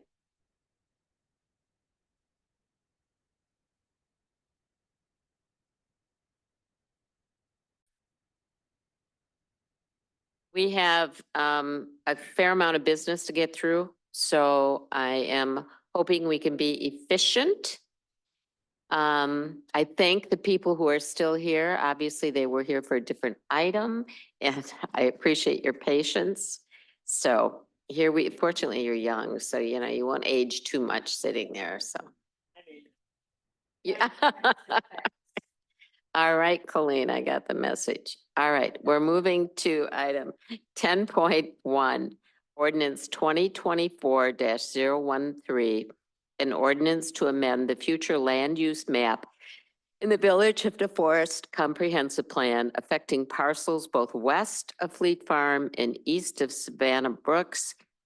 Mark presented a memo and a map and a draft. And I would entertain a motion. Motion to approve. Is there a second? Say that again. Motion. I'll second. We have a motion and a second. This was approved by planning, wasn't it? All right, discussion, Bill. Yeah, I want I discussion. just want to say, you know, in the beginning, when this was proposed, I was lukewarm.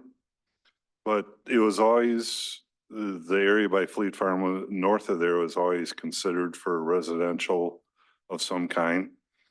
And my only negative is it doesn't bring any retail with it as a package. But I'm fine with it. Maybe retail will come in because of this. And for the Turney property, yeah, it was a mistake. I saw that during the comp plan. And if it was a mistake, that's fine. It was never intended to be an environmental corridor. Trustee Witherspoon and I walked that one day a couple years ago. So we know about it. And, yes, I'm fine with both of them. All right. Anything else? Did you have your hand up, Jim? And then Rebecca. I did, but I retracted, but I'll still say it. I think what this can do is like, Bill, you commented about how it's maybe taking away some acreages, but having residents in the area might help bring in more commercial. So that's Absolutely. hope and why I would vote for it or plan on voting for it. And then I don't know exactly what green areas you're talking about, Bill, but I know I brought that up at planning and zoning. There's a couple, say like there's a green area just north of the blue square, that one. And the comment with that is that was more or less conceptualized to be stormwater management, and that is part of their proposal. So it will just shift a little bit based on some notes that we have that we're allowed to shift things around. So that's my two cents. All right. And then Rebecca and then Deshidra. Yeah, just a couple of questions. I think I'm fine with this. The fuchsia area. What is the fuchsia area? So that was designated mixed use. So that always Okay. anticipated some So residential. can you bring that back down so I can see the whole thing again? Thank you. There theoretically, with the density that could happen in a mixed use, there could have been up to 200 residential units in that area anyway. So how close would that be? The pink area? I mean, obviously, or how much of that area does this project consume? Any of that? Yes, yeah. Okay, is the pink area, is that all? No, not that one down there. I don't have the mouse, so I don't know who's moving. That pink area, the fuchsia, And I'm where the mouse is at now. I know the area that's in question for this is the blue. So that's part of it. That's where the comprehensive plan amendment is Okay, proposed, but the development itself spans over that section, which is including all that fuchsia area? not all of that, but some of it, yes. Okay, because I was when I was looking at that earlier, I was like, I didn't realize how close that was getting to the river. Right, yeah, so the development does not go over to. Okay, okay, because I would have been, okay. Thank you. I think I'm okay with it. Sorry to interrupt, but I think it clarifies if you scroll down just a few more pages, it shows the development on the different colors. Up slightly, yep. One more up. You talking about that depiction, Jim? No. I'm sorry, the river is not on, It's much farther north and west. okay. Nettle, you gotta go Go farther down. page 38. We're in an individual. There is no document. 38.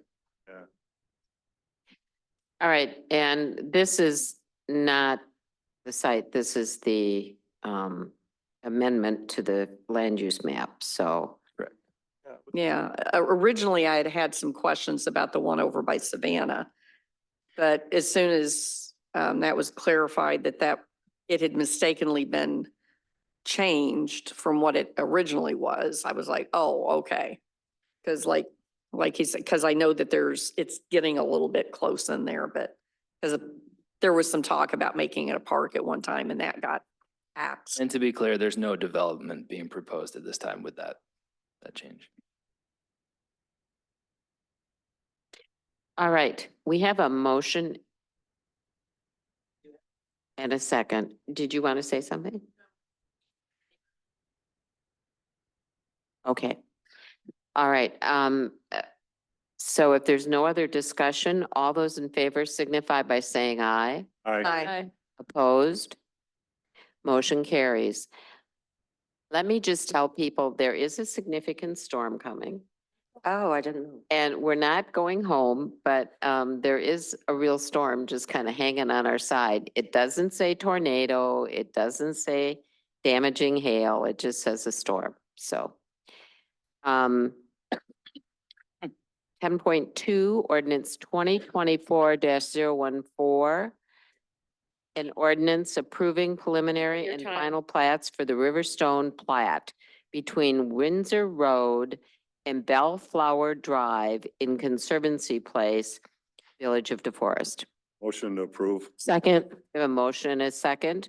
All those in favor signify by saying aye. Aye. Opposed? Motion carries.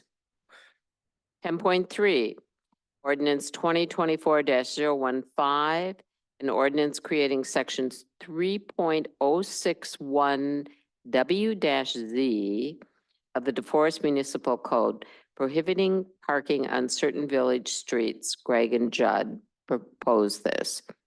It was outlined in your packet. We have a Motion to approve. second. Motion and a second. Any further discussion? If not, all those in favor signify by saying aye. Aye. Opposed? Motion carries. Item 10.4. A resolution 2024-059, resolution accepting the lowest qualified bid and awarding a contract for construction of North Town Road. Motion to approve. Second. We have a motion in several seconds. I think Bill was the first. All those in favor signify by saying aye. Aye. Opposed? Motion carries. All right, item 10.5, resolution 2024-060, a resolution authorizing the village administrator to execute an estoppel certificate for property located at 6485 Blanchard's Crossing. Move to approve, but I do have a question. All right, we have a motion. Do we have a second? Second. We have a motion and a second. What's your question? Is this kind of like the last time where it's authorizing you once they've met everything? That's correct. Okay, then I'm good with this. Thank you. All right, if there's no other questions, all those in favor signify by saying aye. Aye. Opposed? Motion carries. I'm gonna have to send you guys to corners.